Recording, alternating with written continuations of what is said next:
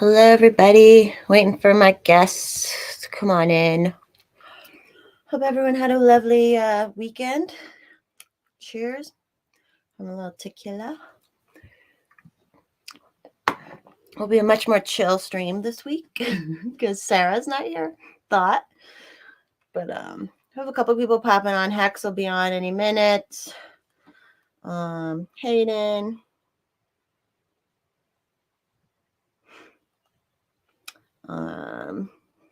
Maybe Alice. Maybe Alice will pop in.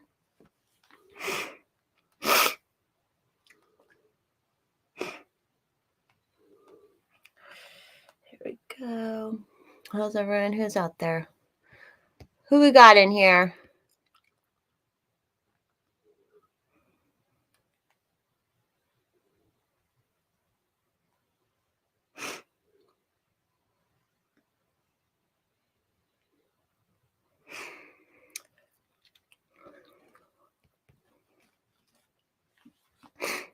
Oh, it's just me for right now, y'all. I went to a concert last night. Shoot, I think I was wearing this shirt last Sunday too. Don't judge me. I have more than one shirt. Obviously.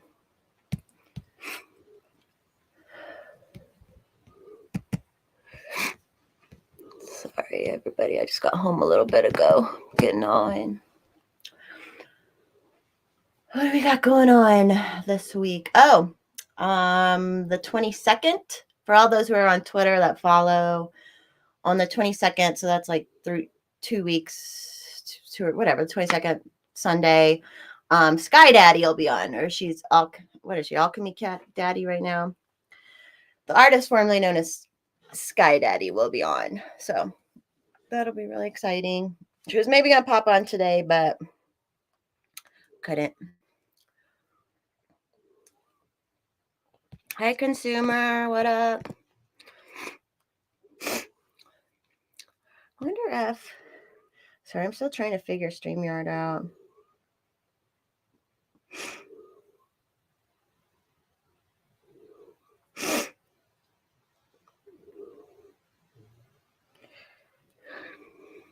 How are you doing, consumer? How's your Sunday? How is it up north there, eh? Out in a boot where you? How is it out where a boot you are? Surrey. I'm just kidding. That's all the Canadian I know is Surrey and a boot. I never learned the Canadian language. Just kidding. What else is going on? I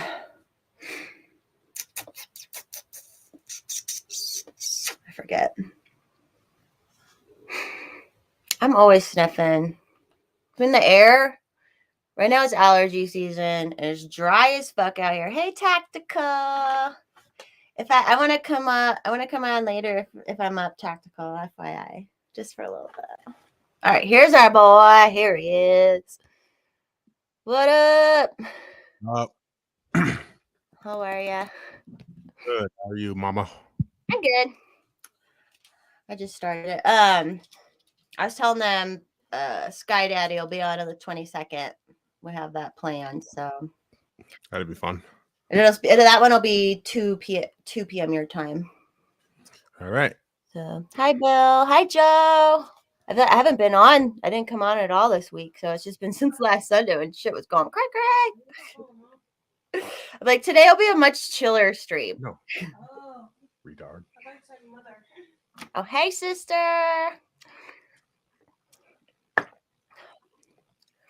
How's your weekend, Hex? Weekend's pretty good. Pretty good? Pretty good. Yeah, pretty good. That was almost like sort of like Obama a little bit. Can you do Obama? I'm Barack Obama. War criminal that everyone likes. I love it. He just says things so fast, too. At the end, he says something fast. That was terrible. Are white people allowed, are you allowed to impersonate people from different races, or is that like racism? I guess it depends on how you do it. I don't know. If someone's being like, obviously blackface, can't do that. but like just impersonating their voices. I don't know either. What's up, TT in the chat? WTT. Told him if I'm up, I'll jump on his later too. We jumped on his last week after, like, later in the night. It was so ridiculous. I was so drunk. I was messed up.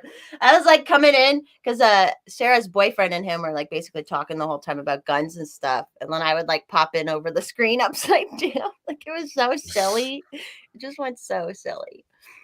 I sent the link to Alice and Randy too in case they can hop on. Let's see what.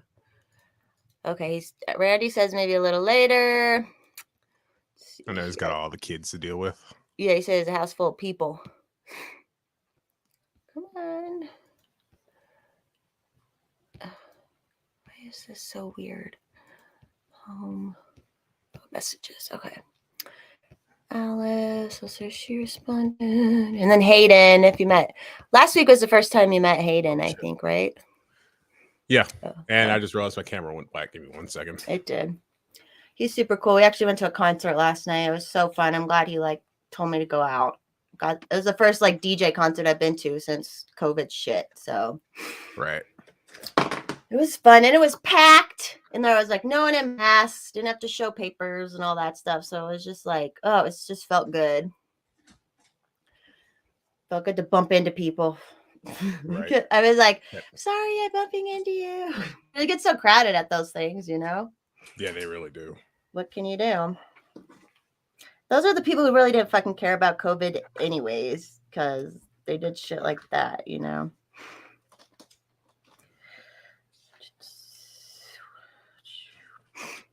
Tactical was a silly goose time. A-dubs, what's wrong with blackface? They were going crazy a while ago. Did you ever watch that girl? I think her name was like Jenna Marbles or something like that. She was around a long, like early. I know the name, yeah.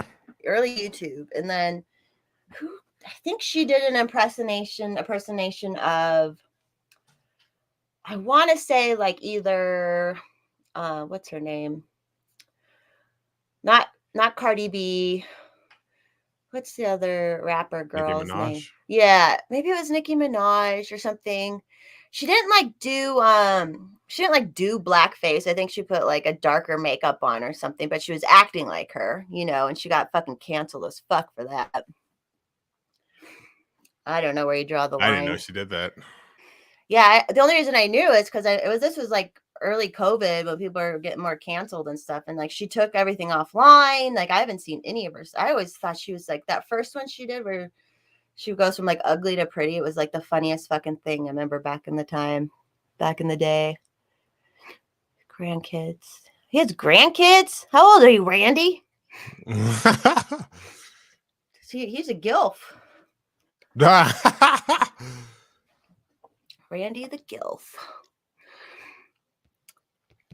It was nice. I haven't been going downtown much, and the place was right downtown, but it was nice. I just made Mr. Forrest want to drop me off and pick me up, so it worked out good. It was crowded as fuck, man. Like the area it's in is this area called Lodo where there's lots of bars and stuff, and it's crowded as fuck. So people are out, you know. A bunch of drunk people. Oh yeah, young drunk people. What up, phobes? I don't know if she'd do it, but you follow Notorious KRM, right? Yeah. I don't know if she'd come on, but I would like to have her on. Yeah. Try it.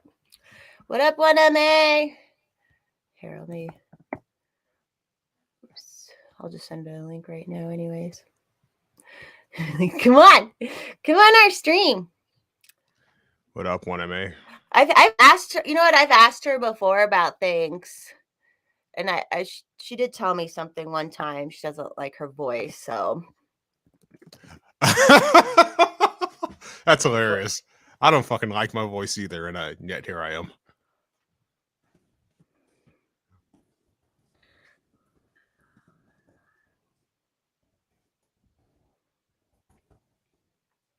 Sorry, I'll be back over in a second. Randy the Cougar Cub. Here's the Cougar Club. What up, 1MA? What up?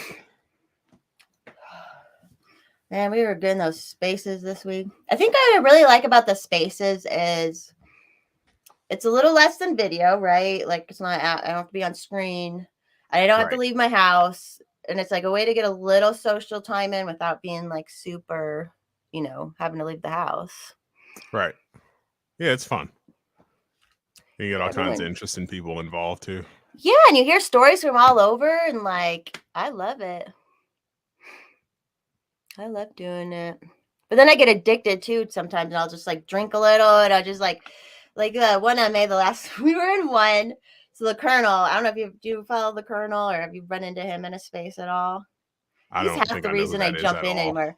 He sounds like it's Colonel. No, that I heard like his name is Colonel Angus. I forget what his ad is, but like he literally sounds like the Colonel for like he really sounds like Foghorn Leghorn, like to the T, So he's so Right. fun to be in a room with. And then so he started a room that said, "What will vaginas have a smell in the metaverse or something?" Oh, at PT Steve, that's his thing. So then I popped in. So there's a couple people, and then MJ from Babylon B, MJ hopped in, and she has a huge following. So then a shit ton of people popped in, and like it was so funny. And then when we went on for like an hour talking about the most terrible things that Kamala Harris's pussy probably smells like, or Oh my like, God. I don't even remember. Like it just went off the rails, and it was just like the grossest things you could say. It was so funny. And then like I didn't even hardly talk the whole time. It was all boys being gross, but it was cracking me up. And then but then one I made was like, well, it's your fault because all these people follow you. I'm like, yeah, I guess I have pervy gross friends. So but it was so funny. That's why they're funny, because it's people's voices just being so silly. I forget which the most gross thing someone said was, but it was funny. And we didn't. I think the only consensus we came to on if the metaverses will have a smell is just if they put like a Neuralink in your brain that makes your brain think you're smelling something. That's the only way I could do it. And then someone brought up, and then it'll be like an NFT where you have to buy the smell, like you have to buy, Right.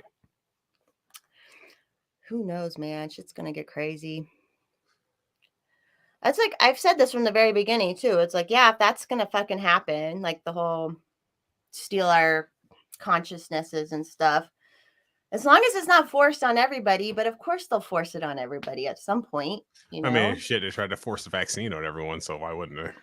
Yeah, exactly. Like if they were to force that, then of course, especially if it helps the elites, and like if they're whatever they're using us for, like if they put us in these rooms to take our life force or make us work, I don't know, but that's what I see, like make us like work in work camps, and then at the end of the day we like plug in, and then we feel like we're in a great spot or something. But right. Snuggie, wow, Adam, Snuggie Nuggie says I'm the designated narrator. You are. Oh my God. Oh yeah, here's Adam was in that space too when it got crazy. It was so silly. Oh God. Oh, love it. Let's see, it didn't work. Let's see. I took the shot. Yeah, that's exactly. I agree today. Like, I think a lot less people took it than they say, and then obviously it didn't fucking work. Now they're showing everybody in the hospital with it are the people who took it anyways. But there are people who would get really sick from it anyways. Like, right. I just whatever. I am definitely getting back to real life, but we're not forgetting this. Like, nah, hell no, don't let them forget what they did. No. I saw someone talking about that, like, it was more of a lefty person, and they were like, well, if you forget history, you're doomed to repeat it. I'm like, yeah, that's why we're not forgetting what just happened over the last 2 fucking years. Like, we're not going to forget that. Oh, and I think I brought this up in the space too, but I was like, I saw these articles where these girls were like, oh my God, I wrote this idea for a plot, like, or years earlier, where it was like there was a zombie apocalypse, but then everyone just goes back to normal and like just to get their Starbucks, and they're saying like, oh, Alice is here. They're saying like, oh, it's just like now. And I'm like, the minute these people have a chance to do it again, to play their LARPing fucking game, they're gonna. Yep. What up, Alice? Yeah. It's working. Yeah, we'll see how. I don't know how much battery I have left. Okay. How many tall boys you in? I didn't have tall boys. I had regular beers. Mm-hmm. I'm only on my 4th. Okay. Good. I'm over. I was looking through I haven't bought beer in forever, so I'm gonna be a white girl and having hard seltzer here. White girl the fuck out. Well, I'm Before white spring. girl in it tonight. Although I did just have a thing of tequila. Cheers, everybody. Cheers, everyone in the chat. Oh yeah, we're talking about how everyone gets like heart attacks now from the vaccine. All these young kids, it's like no big deal. Yeah, Speaking of which, so I don't know if you remember the story of the tea shop girl that I told a while ago, Forest Mommy. Yeah. Okay. Yeah. She moved to Columbus, Ohio back in January, so it's whatever. Apparently, at some point, she had a heart attack. And I didn't learn that until Friday. I don't know if it was from the vax, but apparently that happened. And she's like a younger, typically healthy girl. She's like, no, she has like a whole host of health issues. Oh. Which I already knew. And she's like 2-3 years older than I am. Okay. Well, if you already like have health issues and now you're putting the shit in your body, that's what I didn't get either. It's like, okay, we see all these people who got it and we're fine. So you can either take that chance or you can take the chance of purposely putting something in your body that you don't know exactly what it is. Like, I just don't understand how people got messed up like that. Well, because I told the story, she got it and she had a bad reaction to it. But again, she has like 1,000,001 health issues. So I don't know what else to tell you there. Right. Do what you can to keep yourself healthy, but right. Being a Nazi is not cool. No. Never cool. Alice, is the bedroom done? Yeah, like there's a few things here and there that have to be done. Like she needs a new door. And I have to touch up some painting but other than that, yeah. Nice. Are you guys gonna start another project now? Or take a break? It's on to the next project. Now we've been working on our base and our garage about it for like 3 years. That happens. That's all right. There's a bathroom in my house and Mr. Forrest Mommy's a general contractor, can do all the work himself. And there's a bathroom that's, I think we're going on year 5 or 6. It's not done. It's never gonna get fucking done. So what are you gonna do? Yeah, our bathroom is terrible. It's horrible. I dread when we have to do it because the kids and I will probably have to go stay at a hotel. Yeah, when you do the bathroom, because it's like, hello, you need the bathroom. So right. And in the second bathroom, it's set up to have a second bathroom, but there's no walls or anything. So my husband's gonna have to build all that, but we need the main bathroom done first. Yeah, you have to plan it out. You gotta do one first, and then it's, I don't know. Sometimes I think I'm really stupid for buying this house. But it's your childhood home, right? Yeah. Like, I mean, that's special. Like 5 years, but no, like 3 years before I was born. So I was the only kid that grew up here and lived here. And then when my dad died, we were living here because we were taking care of him. And I kind of wasn't sure if I wanted to buy it. And then my daughter was like, it's the only place I've ever really known as a home. I mean, like, and we didn't move a lot, but, this was always kind of like the steady spot. And So, I love it. And it was easier. I didn't want to move again. I told my husband, I was like, if I have to move with you again, I might have with you. What we got to do is you have to get like a separate house. And when you fight, you can go stay at a separate house or something. And it's like, we don't really fight too much. We have our disagreements and like, we've definitely gone through our shit. But yeah, like moving, we're so different. I want things a certain way and he moved a lot though. So he would have to he would like just pack up all the crap and just move, you know, because he moved so much. But I didn't really move. Right. It was a bigger thing for you. Yeah, until I married him. But I love it. like never moving again. I'm gonna die here. That's my goal. That as soon as I get like back permanently in the other place, I'm like, this is it. This is it. I don't. Luckily, go ahead. All the work we're putting into this house, like, no way. And plus, Oh. both of my parents died here. My dad died here. My mom had her heart attack in the living room. Oh, dang. Yeah. I actually sleep where my dad died every night. Aww.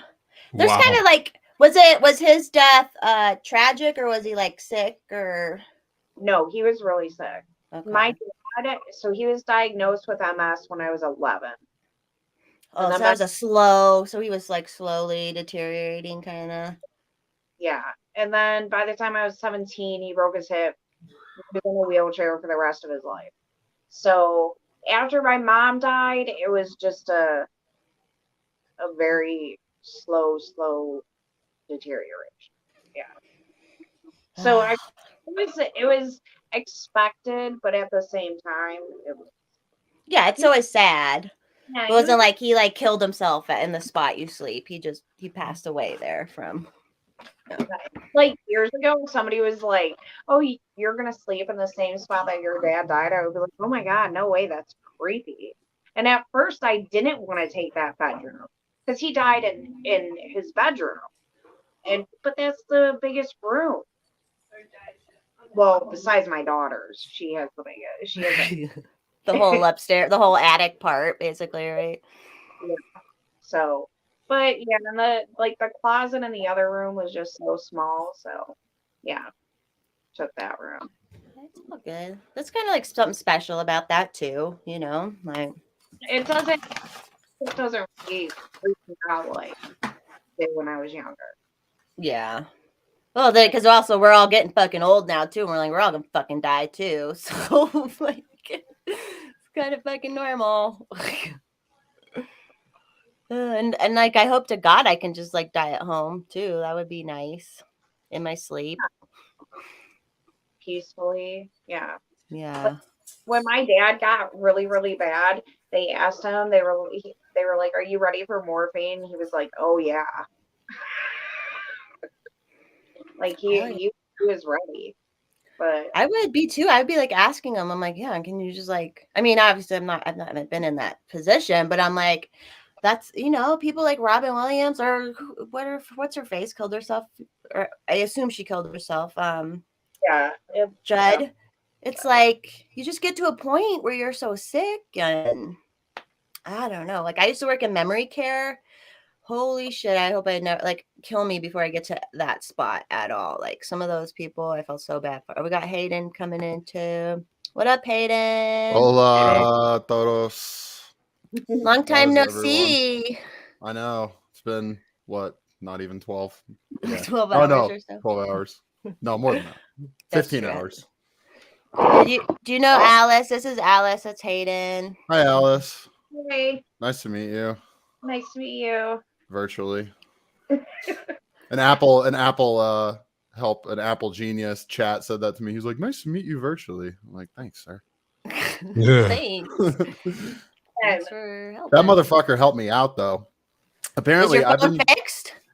Well, I got everything transferred to the new one. Apparently, I've been using Apple products since 2005, but I'm still too much of a dumbass to transfer data from one phone to another. When he told me what I did wrong, I felt so dumb. It's like you can't fully set up your phone before you click to restore it. I'm like, oh yeah, I probably should have thought of that. Yeah. Anyway. They're also complicated nowadays. I feel like. I'm Yeah. so You're what? I am tech stupid. Like I don't. Yeah. Whenever I would have issues with technology, one of my friends used to text me user error. Yeah, I say operator error. For some reason, that just has a funnier ring to me. Somebody's like, this and this is happening, and I can't do this. I'm like, sounds like operator error. That's most of the time in my case. That's for damn sure. Sorry, I did not. I wasn't listening in before. What are y'all talking about? We were just talking about dying. So,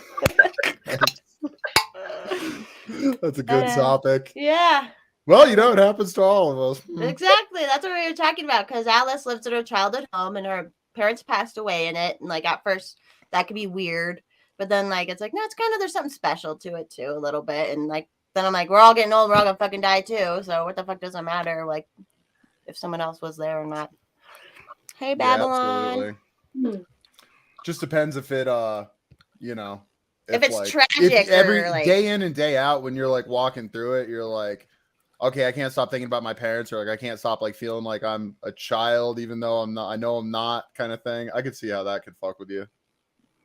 Yeah, I like the hard part at first was like taking down all their stuff and like remodeling the house to our liking because I felt like I was like erasing them. But my parents, like, they're totally the type that would be like, it's your home now, so make it yours. For sure. that definitely helped. But yeah, I love our home. It's unique and And you're making it to what you want. yeah.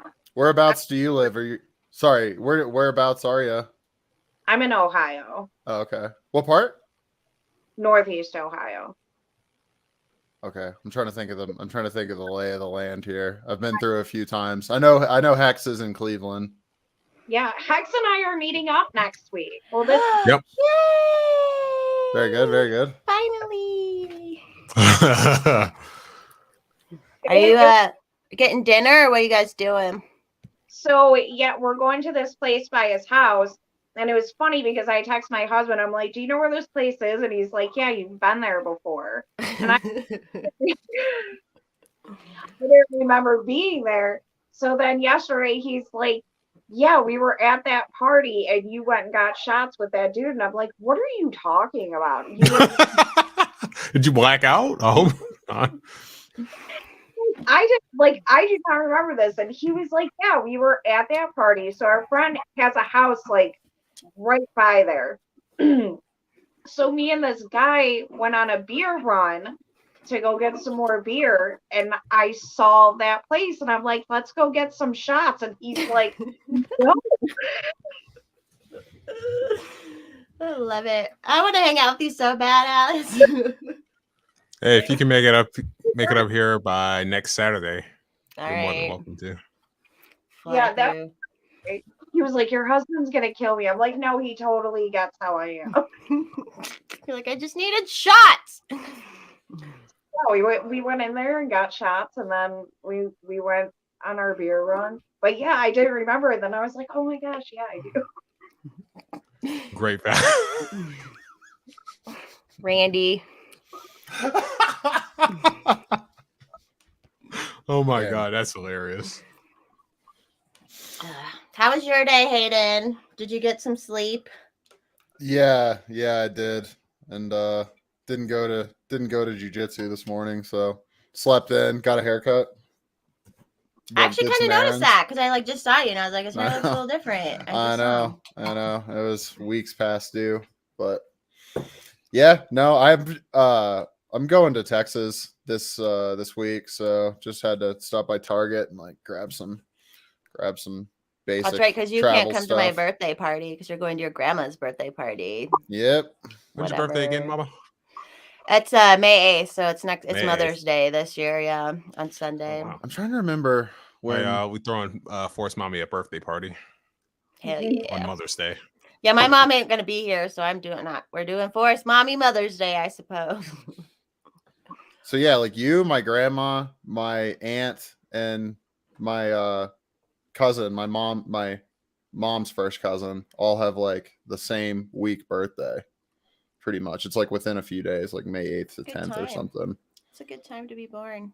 Yeah, well, it was funny because just like seeing pictures of my grandma and my great aunt, like both like equally pregnant, just like, oh, hey, what's up? That happens a lot. Like my mom's side of the family is really big Italian, and they would all be pregnant at the same time. So like all his grandkids have like similar birthdays and stuff, which I guess that made it easier for grandma, but I don't know. Or your uncle's just like, I feel something in the air. They did. Like, I guess. I have a feeling in the mood. Here's Somalia. Ugh. The rest of the show is pretty good last night. They get more like there was so many. He got people more. in there. He turned it. I got to be honest with you. He turned it up in the last hour. Yeah. And then he was just like, oh, the manager said I could play a couple more at like 1:00, and then just like went and then played like 4 or 5 songs for like 20 minutes. Nice. Like I said, the one that you left with is that's a fitting song to end on. If there was one. Okay. Above and Beyond often closes their sets with like their original version of that. Okay. Yeah, that's why I told you, I was just like, watch, this is gonna be like a big chorus. Yeah, everyone was singing. Yeah, that's Great. old Sun and Moon by Above and Beyond. True trance classic. Yeah, we were doing the last night. It was like it was so much fun though, because it's just been so long. Well, I went to the first Friday like last month, and that was probably the first time I just love when the music's so loud it like hits you, you know? Like I love that. And I also, so after you left, I met 2 girls that are local and like actually like into that kind of music and stuff. Nice. So You got their numbers. probably meet their numbers. Yeah, and we'll probably meet up. And they were already asking me about the Angina Deep open air at Mission Ballroom. So Okay. yeah, we'll probably have a decent group to go to that. And yeah. Oh, and then what I was gonna say was I asked Elan about licensing his song for a Fora promo, and he was just like, and he called his manager over, so I got his email now.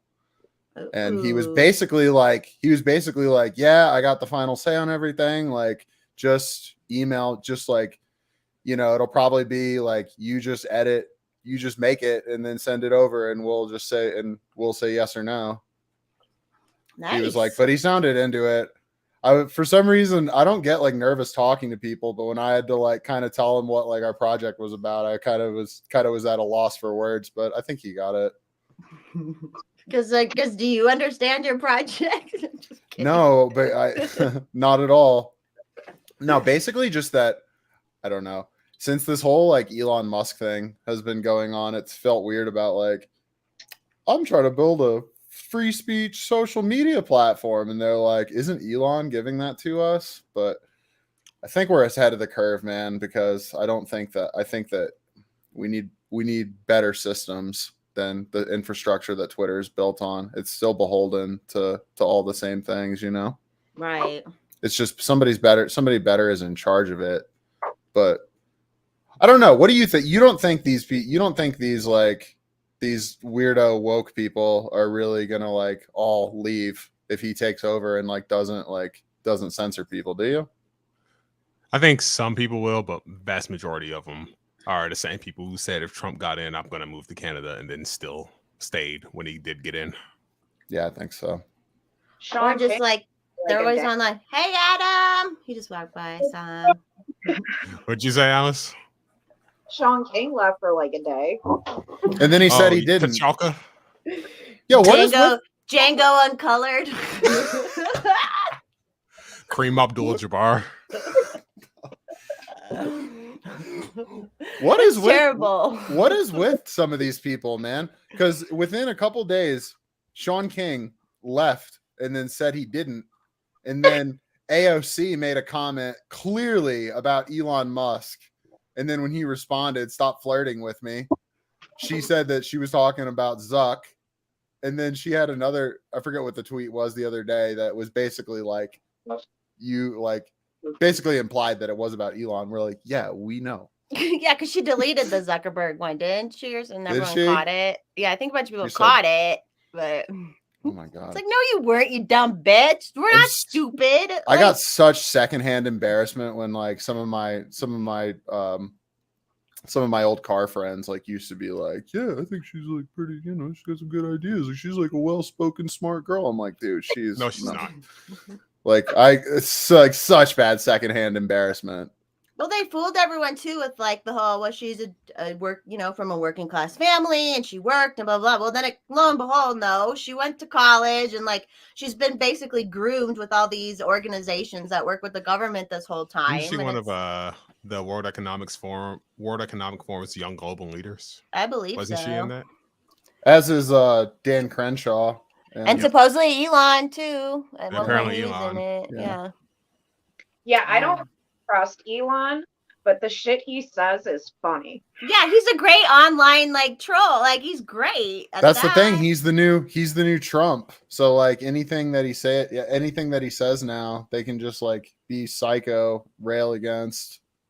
Get mad, and he's Just like, invert, just inverse. That's all they did with Trump. If he would have ever, I really do believe if Trump was like, we're about like we need to all mask up and we all need to be safe, they'd be like, fuck you, I'm not doing anything you tell me, you fascist. I remember Operation Warp Speed happened under Trump, and right when the vaccine was about to come out,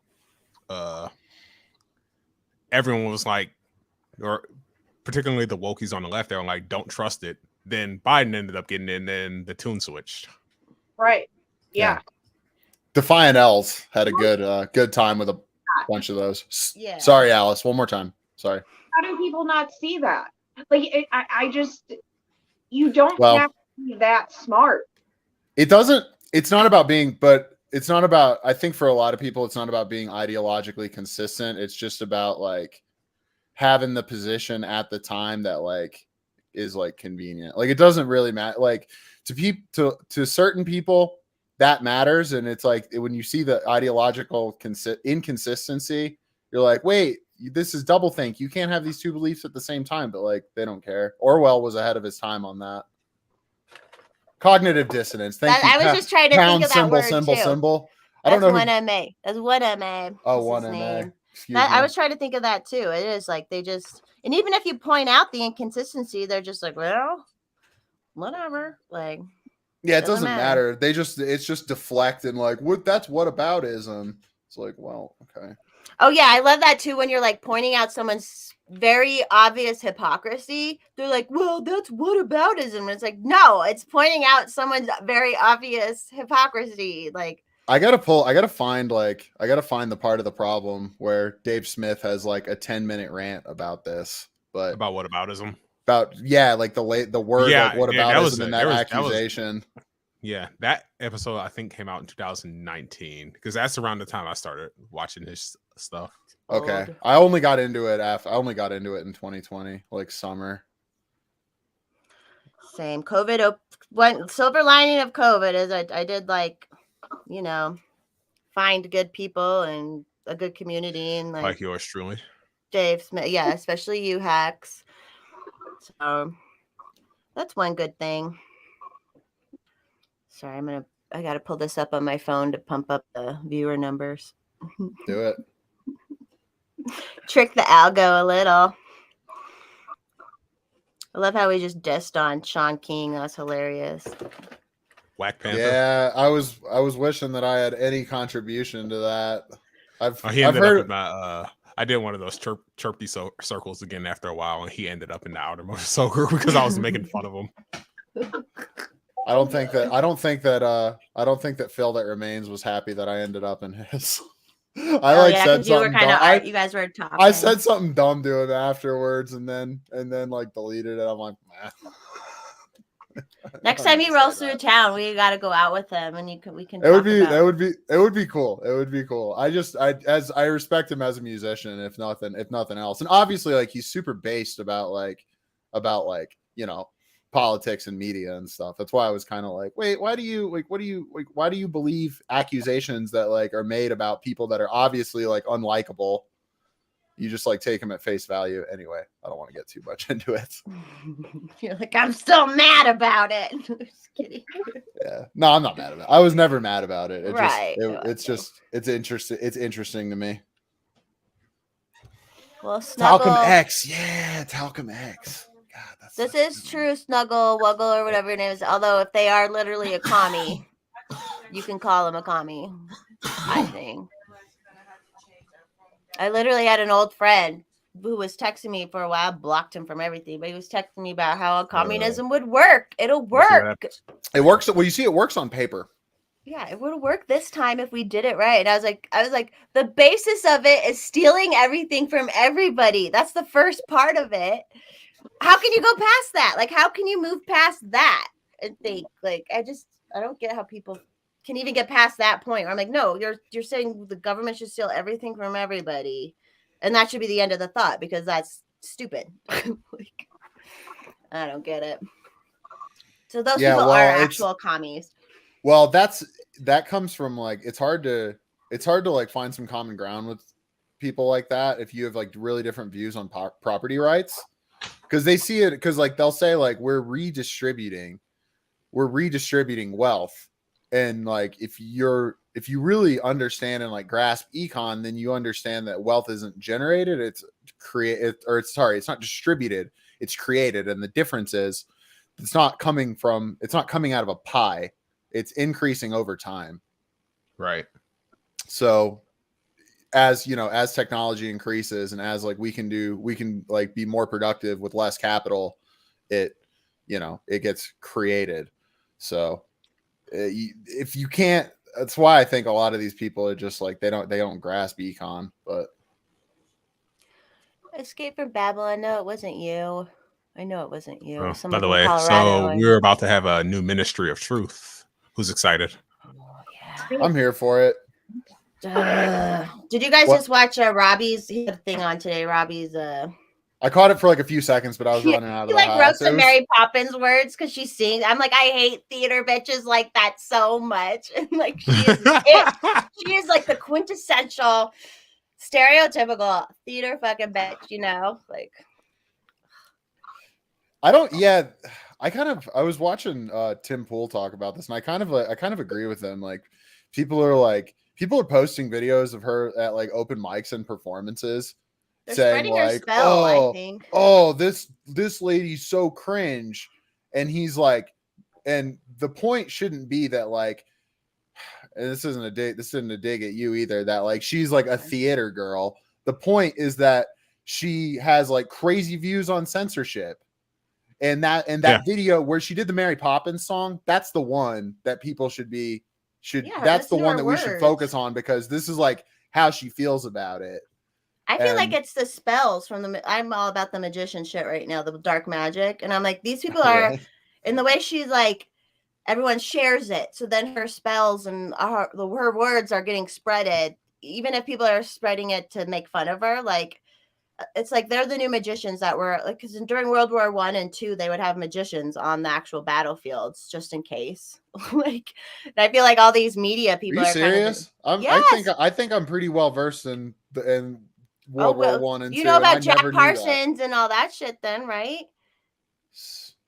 Oh, you need to watch. We need to talk about Jack Parsons.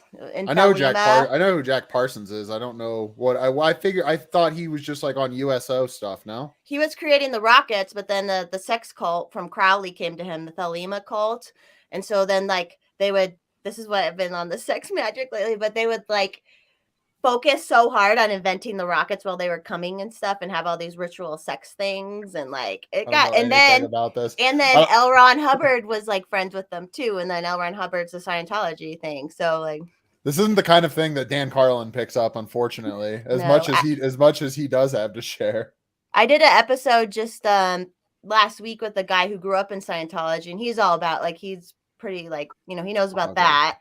And then, like, I know a little about this Jack, like what's going on with Jack Parsons behind the scenes and stuff. And no, it's super interesting. Like, you know what the most important takeaway is? Epstein didn't kill himself. Amen. I already got to pee.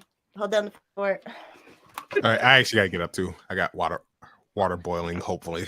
Uh-oh. We got half of this broadcast cooking and having to leave. Cooking and peeing. Doing essential functions. Forest mommy pees a lot though. I'm not surprised. Yeah, I think you're right. I'm just getting to where I've like hung out with her enough that to notice something like this. It's up to Alice to hold down the talk. Oh, I'm sorry you don't think I'm capable, sir. I'm not sure I'm really capable. No, we're good. I was just looking at the sunset outside your house. It looks Ohio is in look and feel is similar, if not the same, as where I grew up in eastern Pennsylvania. Yeah. Get a lot of the same really horrible weather. Spring and part of fall is just like gray. That's why I don't miss the East Coast. Yeah, like it sucks because I love all 4 seasons, but sometimes it's just it just goes from freezing cold to super hot. Like I love fall, like with all the parks and stuff and trees and but yeah, sometimes it's just yeah, like this winter was terrible. Like it I started off bet. slow and then it I was see where I lived just right by the Appalachian Trail. So there was always like and people the fall was very, very picturesque. And especially if you got up to like the like high point between like the couple, few counties nearby.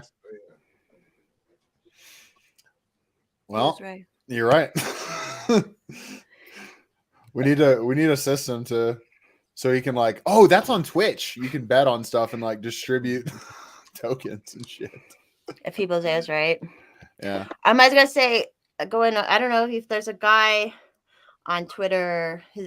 It's like I forget his I'll send it to you, but me and him are gonna do a space too because he actually is even more versed on the World War I magician stuff. So I know you like to hop in those, so I'll let you know when we're doing those one time. I love talking about it because I feel like I've always like I'm an atheist, whatever, but I don't hate religion. I believe everybody believes what they believe, and they honestly believe it, and that's what it is. And I'm like, and I believe in sex magic, but like you have to be careful with it. That's what I feel like. So, what are you saying, Justin? What were they talking about? Oh, cookling and peeing. I don't know what that was up to. We said that I said half the chat has or half the broadcast has to Everyone had to pee. cooking and doing essential functions. I'm trying to remember. Yeah, It's World War I and World War II, Waffle. Actually, World War I. I think Jack Parsons is World War I with the rockets originally. Justin, I am. I think. Cool. I mean, I can't say out loud, but there are things that have happened that have led me to believe that there is some validity to it. And whether it's not, I don't really think it's magic. It's just like, I don't know, energy or some shit. I don't know. What was that? What'd you say? had sex and made babies. That's pretty crazy. That's the most magic part of it, right? Is like what you can, and you create a soul with it. Like that's so crazy, And then the whole thing is like if you focus on things while you obviously you have to get to that point, but like the minute you put other things through your head. So I hope my mom's not watching. Oh well.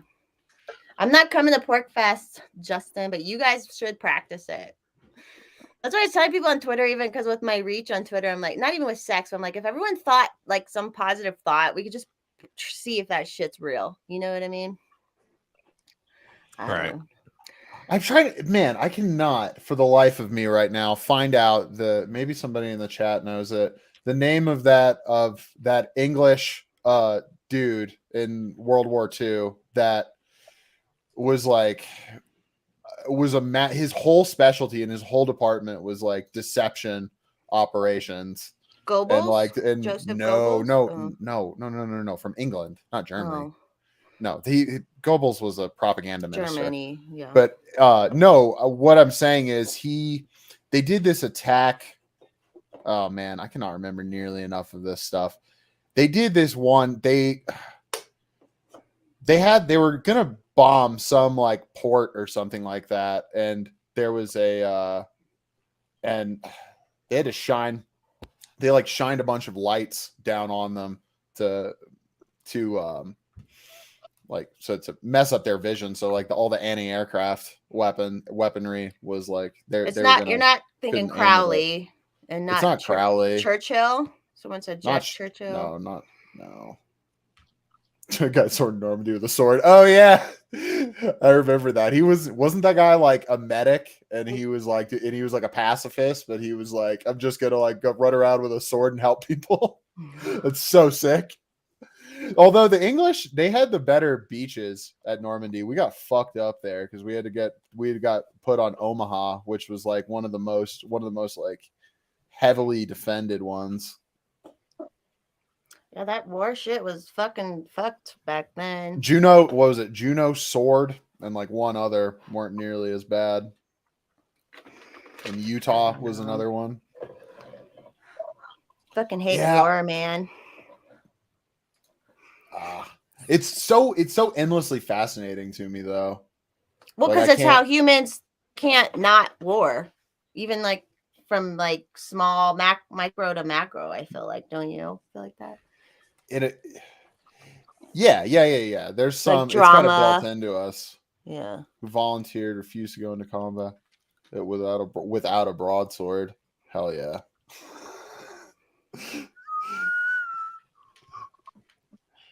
But no, there was a guy. I'll have to find it. There's this podcast in the Shane Gillis universe.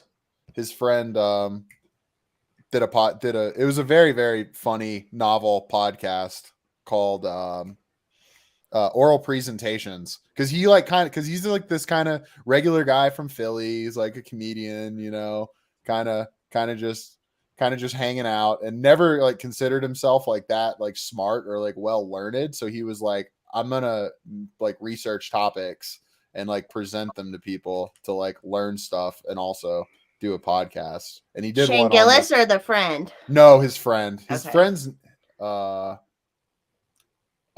his friend's name is Chris Wood. He's just like a Philly comedian. Happened to be in a Super Bowl commercial a couple of years ago. I thought that was pretty funny. But no, I love like finding like little podcasts that have like maybe a few thousand listeners. Like that. I have 13 listeners right now, so Woo! And 17 likes. The ratio isn't even that bad. Well, because half the people at Tactical always pops in and says like, and then so people like, and then they leave. He's so sweet. Like the damn video. There's also, I don't know if you saw in the chat, there's stuff over here about who might have been the Alvin York, World War I, who's a pacifist, but got talked into joining, got a Medal of Honor and Sabaton song. I don't think capturing 132 German POWs. I don't think so. I gotta just look through the lists of oral presentations and figure it out. There was also I was also looking. The first thing that kind of comes up if you Google like World War II deceptive operations is Operation Fortitude, which was the deceptive campaign of when they were trying to make it look like the attack was going to Calais, because Calais, I think it's Dover to Calais is the most that's the shortest distance of the English Channel, and they were more heavily defended in that area, and they put Patton in that area, and they literally had like inflatable tanks and shit that were like they would go like over top trucks. So when they would send their reconnaissance, they would like actually look like planes and stuff, and they were put a bunch of like false intelligence out. But that's why they kind of were making them look towards Calais and then attacking in Normandy. That guy who grew up in Scientology is in the chat. That's Sean Angley. Everyone needs to go follow A1MA. Drop the link. Well, I guess you gotta put like spaces in it, but they do have a lot of content on YouTube. But they're like the comedian whose podcast I was talking about, his name is Chris Wood, not Jeff Chris Wood. Yeah, Chris Wood. Sean Angley, I think he lives in Philly right now. He lives. Oh, nice. But, and this was what's so weird is so he grew up in Scientology and kind of like gave it up at teen, or he wasn't like super into it, but you are, as you know, you grow up in that kind of stuff. And he bought this house in Philly, and then like there was the literal Scientology book that he remembers from his childhood was in this new house, or this house he bought. That's so fucking weird. Wow. Like, it's fucked up. Crazy. I started into that Scientology stuff like 12 years ago. Yeah, and they started making documentaries and stuff. And you know what's so weird? Do you know Christy Alley? Yeah. Okay. So she is like a Trump Republican, and she talks about the deep state and like being lied to. It's like, do you not realize that that's the same stuff that happens? I know, it's so weird how all these celebrities got into it, and it's like obviously they have the money and whatnot, but it's like, yeah, And it's just like they say that the way celebrities are presented, Scientology is different than the way like a normal person would go through. But I don't get how you go through life and you'll investigate all this stuff about government, but you have these people telling you the stuff that happens in your own religion, and you never think to look into it. yeah, I wonder, because so like the normal people who join Scientology, they have to pay to like move up. Basically, you pay for the classes and all this stuff, and you move up. So I wonder if the celebrities, they don't really make them pay, or they make them pay, but not like for that. I don't know, or maybe they're just like, you just give us money and you're automatically going to the other planet or whatever it is. I don't know. Yeah, Oh, and Sean just took over a company too. That's really cool.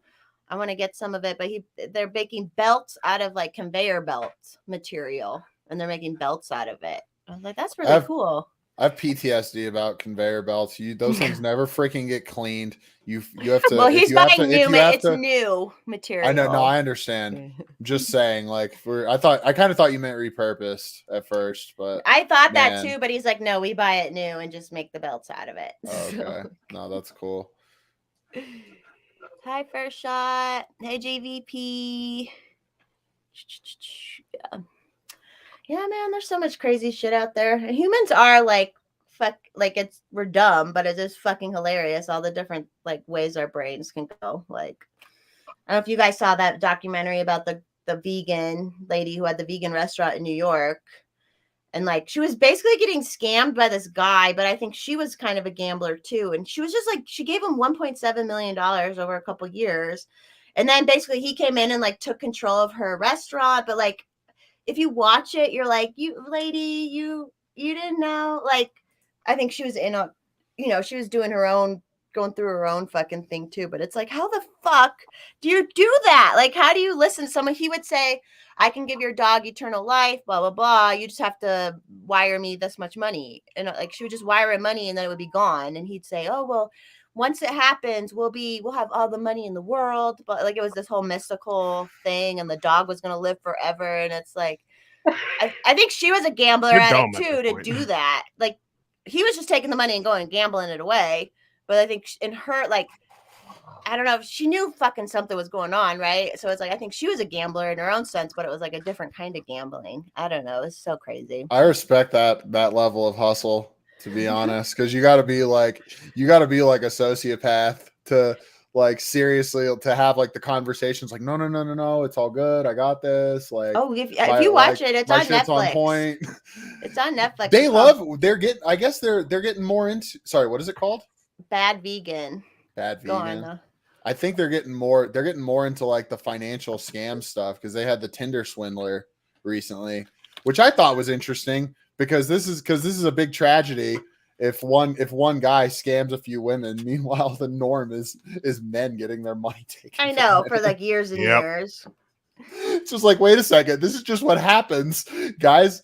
Not that they have like a Ponzi like loan like lifestyle scheme going on like this guy did. He was like obviously like very sophisticated, but it's just like, wait a second, the norm is like dudes just get married to women. Yeah, I could have got married early for 10 years and walked away with a bunch of money if I married the right person. Right. It's a fucking racket. They're like, I don't want to get too much into it, but like they're We can get kind of into it. very like too deferential to their wives and like, why are you doing this stuff? Why are you doing that? You're always, you're hanging like you're always doing like dumb shit with your friends. And then like eventually it's like, okay, well, I no longer respect you because you're not the guy that I married, thanks to me and you being deferential to me. And then she So- goes and spends their alimony on her next boyfriend. Yeah. This is like this is all too Par for the normal. course. Yet a guy with a guy with a very sophisticated lifestyle Ponzi, jet set lifestyle Ponzi scheme thing that is like, some crazy tragedy. And like, we need to start a GoFundMe.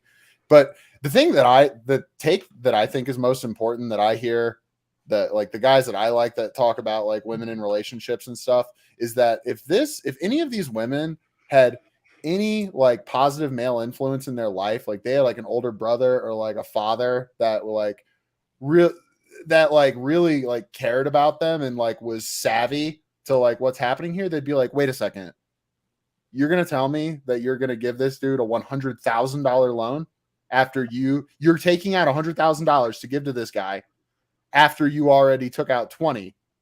Yeah. And he's just gonna pay you back? Like, no, what are you doing? That's true. So- That's true. I don't know. That's my Tinder swindler rant.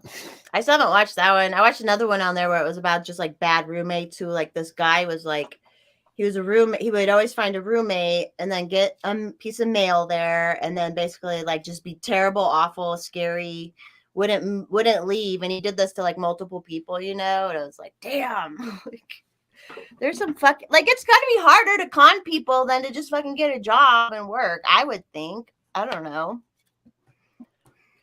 Oh, Yeah. He might have been. Was he slanging dick on the Tinder dates? I don't know. That's the interesting thing is like he's a good looking guy, but he was also like he's 5'7", I think. That's all right. So he's not, and there's not that there's anything wrong with that. I'm just saying like there He wasn't like some tall. he's super shorter handsome. he's like shorter than some of these women that he was scamming. So it's just a little bit unusual. He was definitely thirst trapping with his lifestyle pretty hard. Yeah. It's a wild world out there.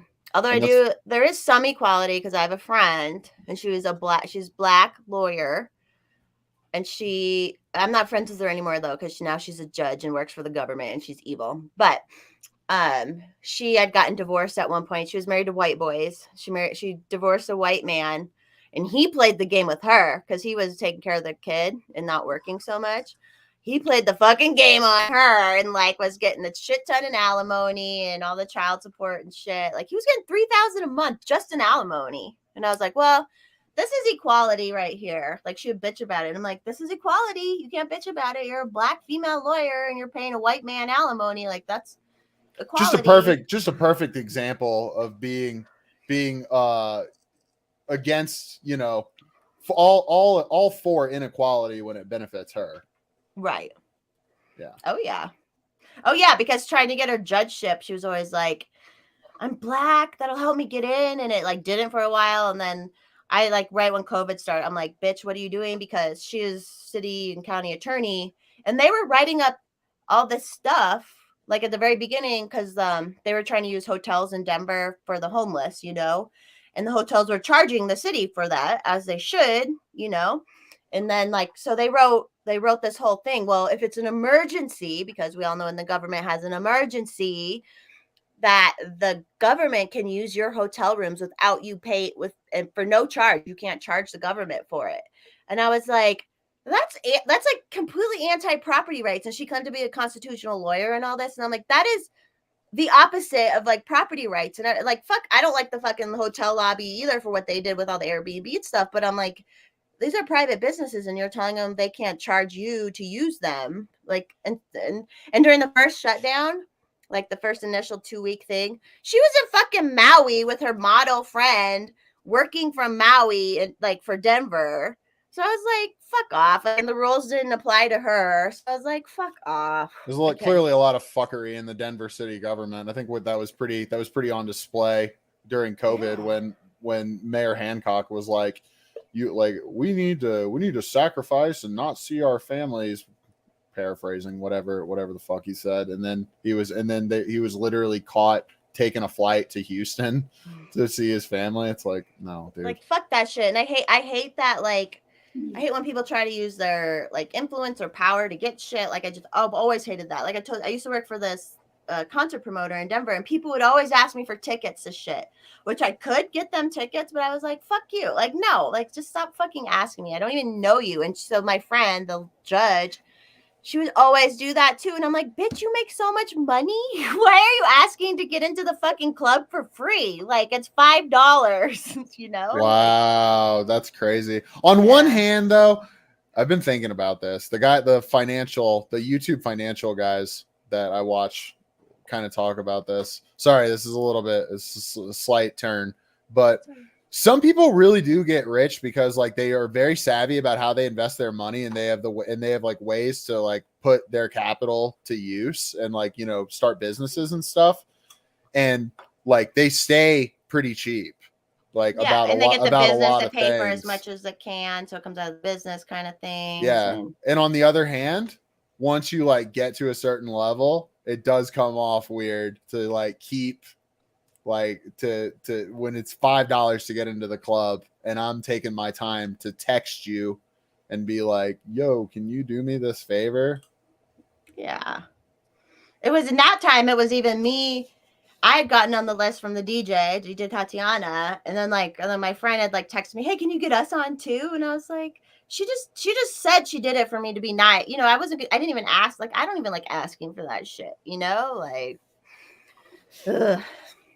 That's like should have been my first thing. And the fact that she was like this goddess thing. I feel like some people, like, when they're a little bit dark inside, they try to portray like the super awesome spirituality outside, and I'm like, no. No, like, you're just covering for something. Like, I'm just dark on the outside. Yeah, you're dark on the outside, you're light on the inside, like as far as like light and love. And yeah, she's just yeah. She married another white boy too. Like, I'm like, all these like, oh, and then in like June 2020, she moved downtown she was they were in like Pine or something, and she moved downtown to get a address in Denver so that she could get the judgeship. It looks better if you have an address in Denver, blah blah. And like, she was like, okay, me and her never like our races were never an issue. Like, she's Jamaican. It was like we'd talk about shit, but it wasn't ever like a fucking thing, right? Like, and even like, and then she brings up white fragility in June 2020. She goes, "Oh, you should read this book, White Fragility." And I know about what's going on with that shit. And I was like, she's like, yeah, I made my husband read it, and I'm like, you should. And I'm like, are you? There ain't enough alcohol on the planet that you can give me to read that damn book. It's the minute she said that, I knew something had especially changed in her, that she was going down that path of like. When do you think this was that she asked you to read that? It was June 2020, so it was after COVID, and I remember I went to her where she lived downtown. This is around the time the George Floyd riots. It was started. It was after George Floyd riots. Yeah, because the riots had happened downtown, and she works in the government buildings downtown. She's like, "Ooh, well, not riot. We didn't have riots, but there were people messing with shit." And she's like, "Yeah, I had to escape through the tunnels and blah blah blah." And then she was moving. She's downtown. Underground Railroad ass. Yeah.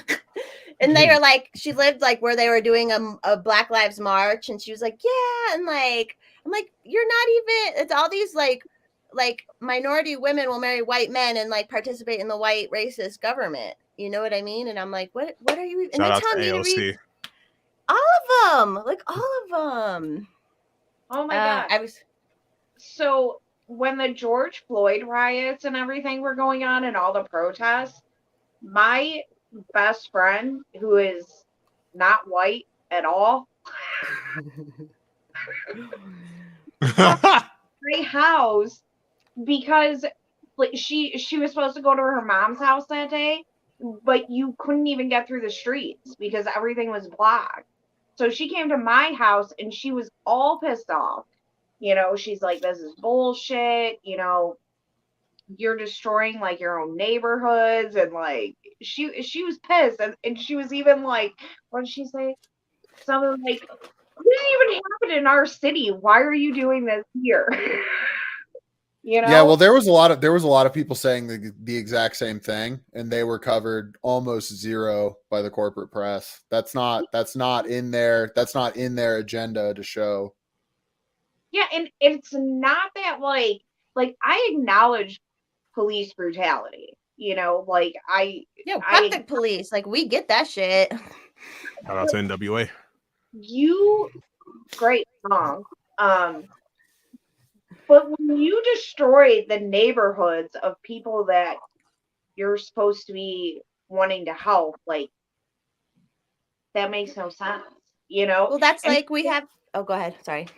I was like embarrassed because we're sitting in my backyard and I'm on my phone and I go on Facebook and I have family members and friends like defending the riots.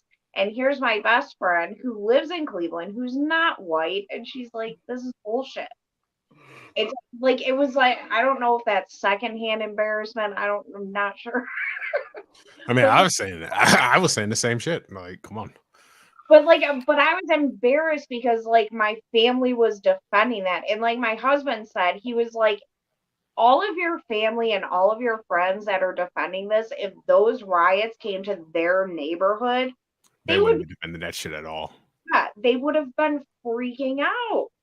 And yeah, and now it's just like it's kind of embarrassing that like I have so many family and friends that were defending it. Like, They were taken by that. It was so weird. Like, it was so bizarre how it's almost like whatever. The whole thing is, I think they're just the people who are like putting the black screen up and all this shit. I don't know if it's just monkey see, monkey do from media. Or It's the it's current. like, it's supporting the current thing. It's the but then I'm same like, people. what It's the the same thing. I support the Yeah. current thing. It's the same as you already know what it is. It's the same as the vaccine emojis, and it's the same as the Ukraine flag emoji. It's just all the same kind of. Yeah. That's the same kind of thought. That's why I love Mark Andreessen on Twitter so much. He's just like he's like always talking about the current thing and supporting the current thing.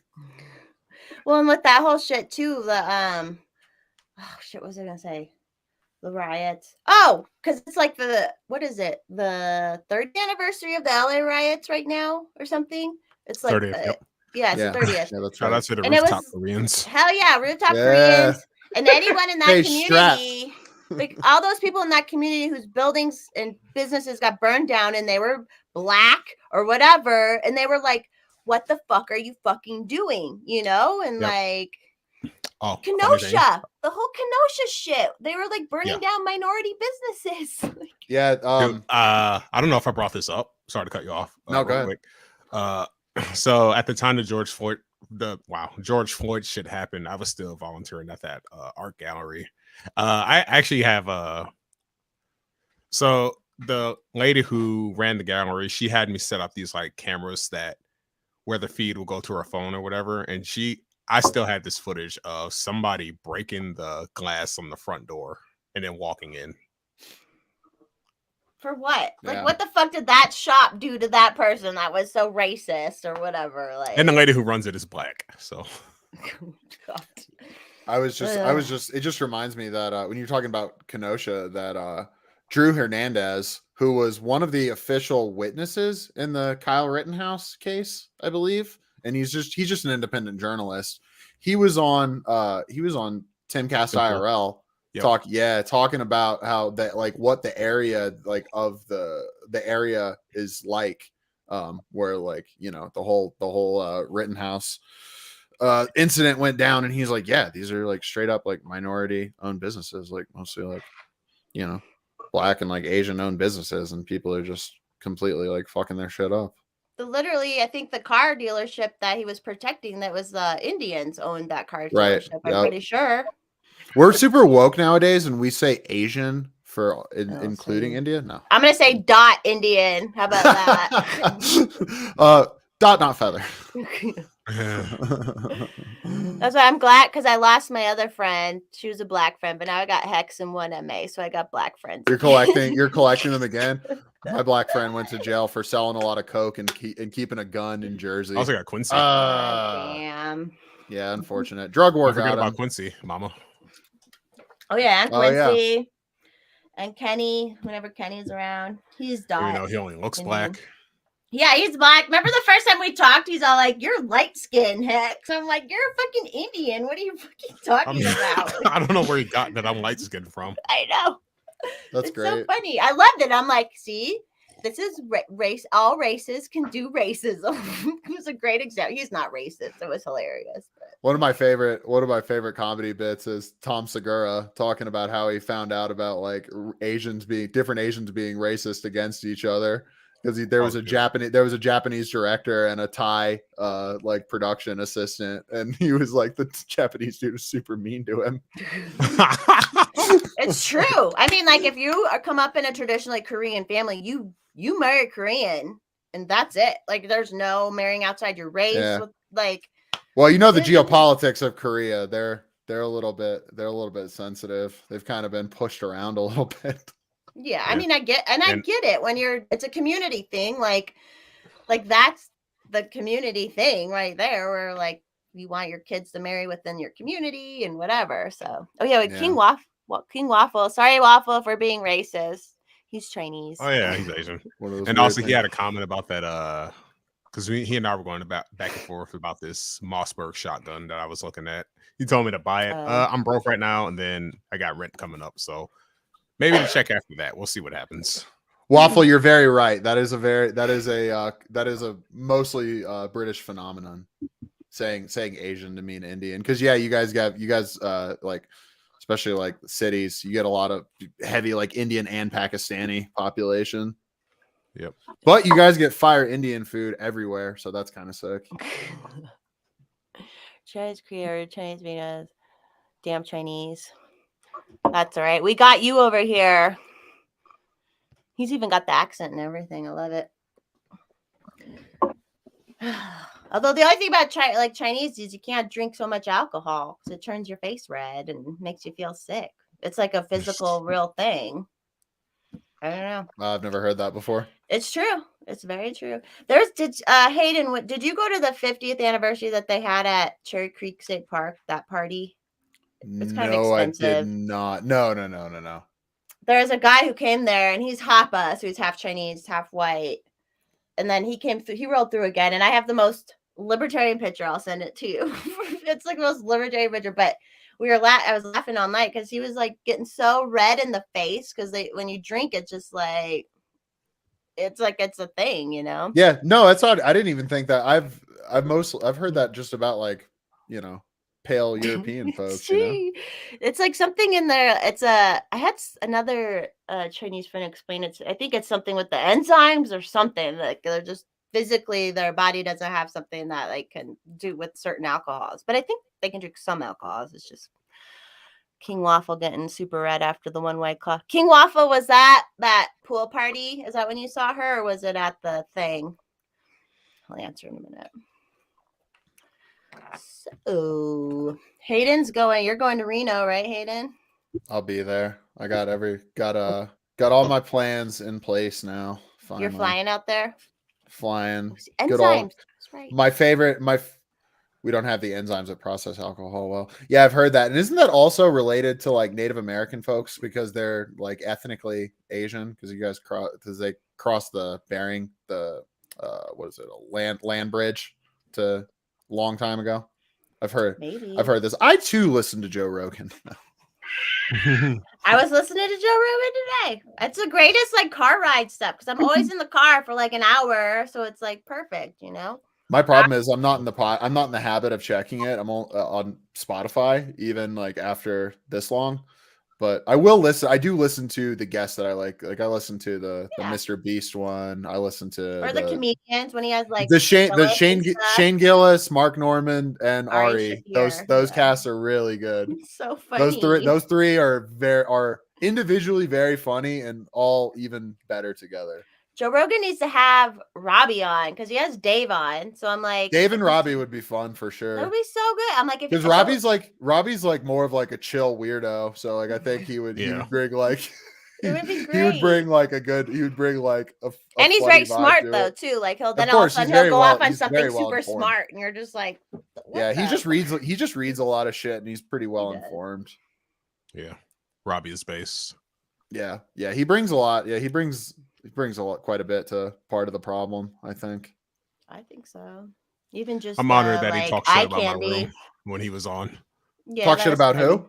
He talked shit about my bedroom. This is months ago. We had him on. It was kind of late. He came on and said, what the fuck did he say? He said my bedroom gives off like serial killer vibes or Yeah, something. your closet, because your closet was showing. He was like, Well, I "What's in that noticed I have a- closet?" I just noticed that when I got on that I have a cord. I have a freaking extension cord hanging down from a curtain rod right over here.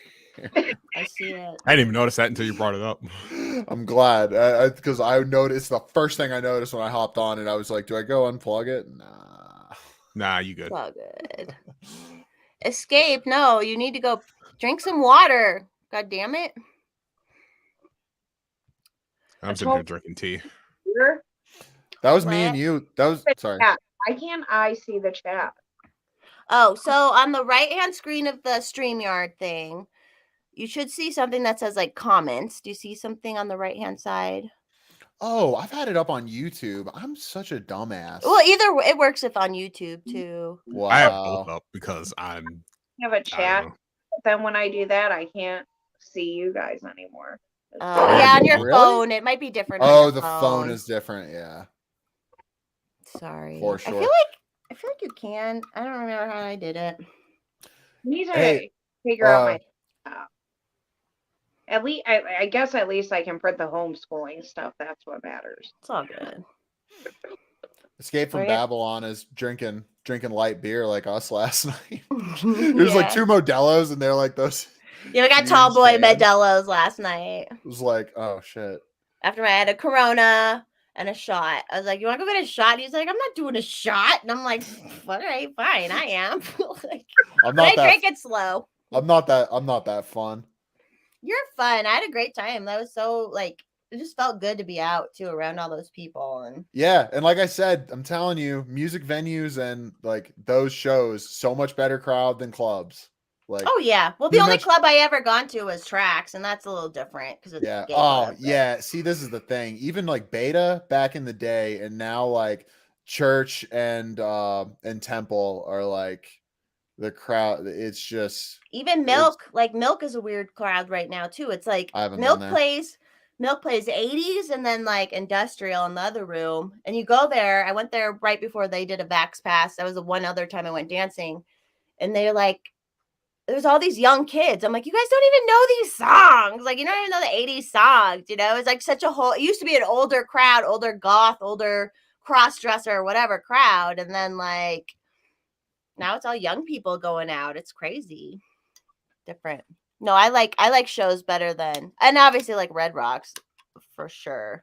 yeah, it's always fun, and it's nice that like there's no chance of like somebody like opening up a mosh pit because it's like not physically possible. You can only Right, do it's it on like good. your tier. Red Rocks is on my bucket list. Come on, girl. Right? When if I still have this house, it's literally like 15 minutes away, so you can stay here. There's a lot of good stuff coming. I mean, as is every summer, but there's a lot of good stuff coming up at Red I'm Rocks. excited. So highly recommend.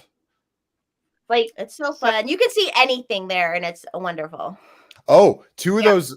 I Those- love concerts, but like I've been to all different types of concerts, but I just country concerts and rock concerts are just they're the best to go to. I love going. Yeah, I bet there's a good vibe at country concerts. I haven't really been to any like modern one. I went to Willie Nelson way back in the day, but He's on my bucket list. my mom, They have all these stupid COVID restrictions at the place that I normally go to go see country concerts. Where is that? Blossom. Oh, damn. It's crazy because it's an outdoor venue. Like you know about they're- the one in Cuyahoga Falls? yeah. Oh, So God. Yeah, they have the pavilion, but then they have the huge lawn, which is where most people sit when they go, especially at country concerts. And yeah, there's a like you either have to have a a vaccination card or you have to have a negative COVID test within 72 hours. So me and my husband, no. I was thinking about going to Blossom in September because Nine Inch Nails is apparently playing there. And No, if they're doing that, then I'm not doing that. I want to go What? see Nine Inch Nails. And then so Kid Rock is supposed to come and he said he won't play at any venues that have COVID restrictions. So I told my husband, I'm like, look, I'm dying so bad to see a concert that if they're not going to have COVID restrictions, that Kid Rock will go. I was like, I don't know a ton of his songs, but I know how to ball with a ball. You just got to know the big ones. Yeah, like I want to be at a concert. Like that is, I love being at concerts. It's a healing experience for me. And like after my dad died, my husband got us tickets to Eric Church. And then we went to see Eric Church, and then he ended up getting us tickets to go see him in Philly. And we stayed there for the weekend. That's the first time like I ever left my kids like that for like a weekend away. Felt good, didn't it? Yeah, it was so cool to do. And COVID freaking happened. And now I'm just No. 2 years with your kids. And homeschooling too on top of it. All the time. you crazy. Like, don't get me wrong. Like, I need like tonight is my break from the kids. You know, like my husband. That's human. So tonight's, but like when we were doing my daughter's room, I kept telling my husband, like, I'm like, I miss the kids because like I'm so wrapped up in this bedroom, like I don't have the time that I normally have with them. I'm like, so it's just crazy to me when I see moms that are like, I can't wait for my kids to go back to school. I was never that mom. And I used to think there was something wrong with me. Because you liked your kids? You like being around your kids? Yeah. No, fuck the wine moms who say that shit. Like, I get the joke. I get how it was like a funny joke at one point, but right, like yes, you do need a break. You do need time away. You need time to be an adult and be yourself and not be mom all the time. Like, but yeah, like when my daughter started public school, I was so sad. And I think there was something wrong with me because I was so sad. And then when she would be on break, I was so happy. And then I would go online and all these moms are like, I can't wait for my kids to go back to school. And I'm like, I don't want her to go back. aww. Like, Well, it's like what you hope. You want to hang out with your kids and stuff. Like, I love my kids. Like, I mean, my daughter is a kind of weird, unique kid, and I love her for it. And my son is absolutely insane and crazy, but he makes me laugh every day, you know? is that the sunset behind you? You got the sun setting behind you, don't you, over there, Alice? So I actually have the turnpike in my backyard, okay? But I get a very, very beautiful sunset in my backyard. I can tell already. It's like bright on your shoulder there. You guys are 2 hours ahead of me, so it looks nice. Yeah, I'm gonna come over one day and shoot potato guns at that sunset. I'm glad you guys are gonna finally meet up. I'm glad. Yeah, it was so funny because you said something on the one live stream, and the night before I was saying to my husband, so we're drinking. My daughter's What? Drinking? So we're doing my daughter's room, and I'm like, now that her room's almost done, I was like, we should make plans to meet up with Hex. I'm like, but how do you do that? Because I've never done that before. And I'm like going on and on and on about it. My husband like looks at me like, how do you overthink the most simple thing? What, just meeting someone off the internet? You're like, I don't know how to do it. Is that what you're thinking? Yeah. So It's really easy. It's super easy. I do it all the time. It can be daunting if you've never done it before, but you know, after a few goes at it. Before COVID and before like my Twitter friends, I met so many people offline because it was just like whatever. Like, Do you consider the Mises Caucus people on offline online? Kind of, right? it's kind of hard because a lot of them knew me before I got involved, you know. Yeah. But like, I feel like when I meet the people here in real life, although like there was one girl I met, and now they're fucking leaving, going to Florida. I don't know what their deal I know is. she's super. I love Erin. She's super cool. Yeah, no, I love her too. And then she was like, I had to just fucking leave. I had to just like, Yeah, Ghost, it really got ghost. it really got to her, especially them like holding the just not letting up on the medical stuff after they were for everyone else. I can understand that. I Yeah. never thought it was like irrational to be like, I'm out. Yeah, and if you can go, and she's like, she's got like fucking 4 kids to raise and shit. Still, I'm Yeah. like, yeah, I would move to fucking Florida and land in Florida where it's more affordable than out here. Like, I get it completely. So, but now I have to deal with that pack. I'm like, we gotta dissolve it. That's what I gotta do. But oh well, I'll figure out how to do that. I'm like, at least I learned how to like do a pack a little bit. So it is what it is. No, that's good. But I don't think it'd be worth it to keep it going and try to get donations to write legislation. I just don't think it'll be worth it to keep it up. Because I paid for the fucking PO box and it wasn't cheap. And I'm like, I can't keep paying for this. So yeah, I got you. if people were donating and we were actually using it, that'd be one thing. But like, it never took off, you know. And then now I had it, or she signed everything over to me, and it's like, well, I don't know. It's just hard. Yeah, too bad you couldn't get too much going from the convention. I know. Well, my latest speech state fucking convention. sucked too. I don't. People are like, "Who's this fucking bitch? What the fuck is she talking about?" Like, I know I'm such a bad public. I would rather just stand up there naked, than speak.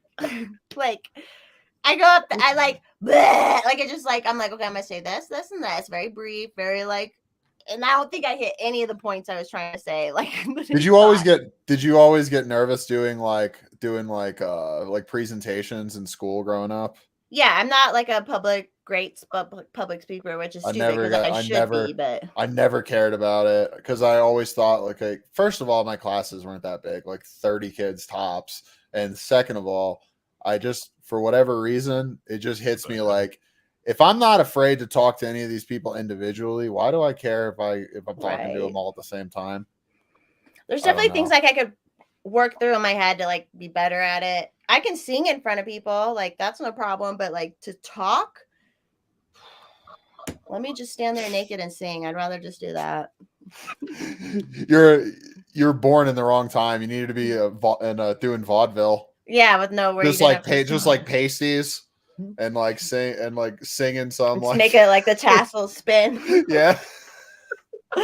Singing some old-timey song with a dude with an upright piano. Hell yeah. Like some Squirrel Nut Zippers kind of song, stuff like that. I'm excited. Me and Hayden are going to go to so many more concerts together. Be my new Let's do it. You know what those girls that were yeah, I don't want to above and beyond. I don't want no. I'm just telling. No, you're not stepping on anything. Believe me. I'm just your wingman. So you're fine. They just they were saying that Seven Lions at Red Rocks is probably going to have free tickets, like kind of like getting up closer to the date. I can't remember the date. I'll look it up.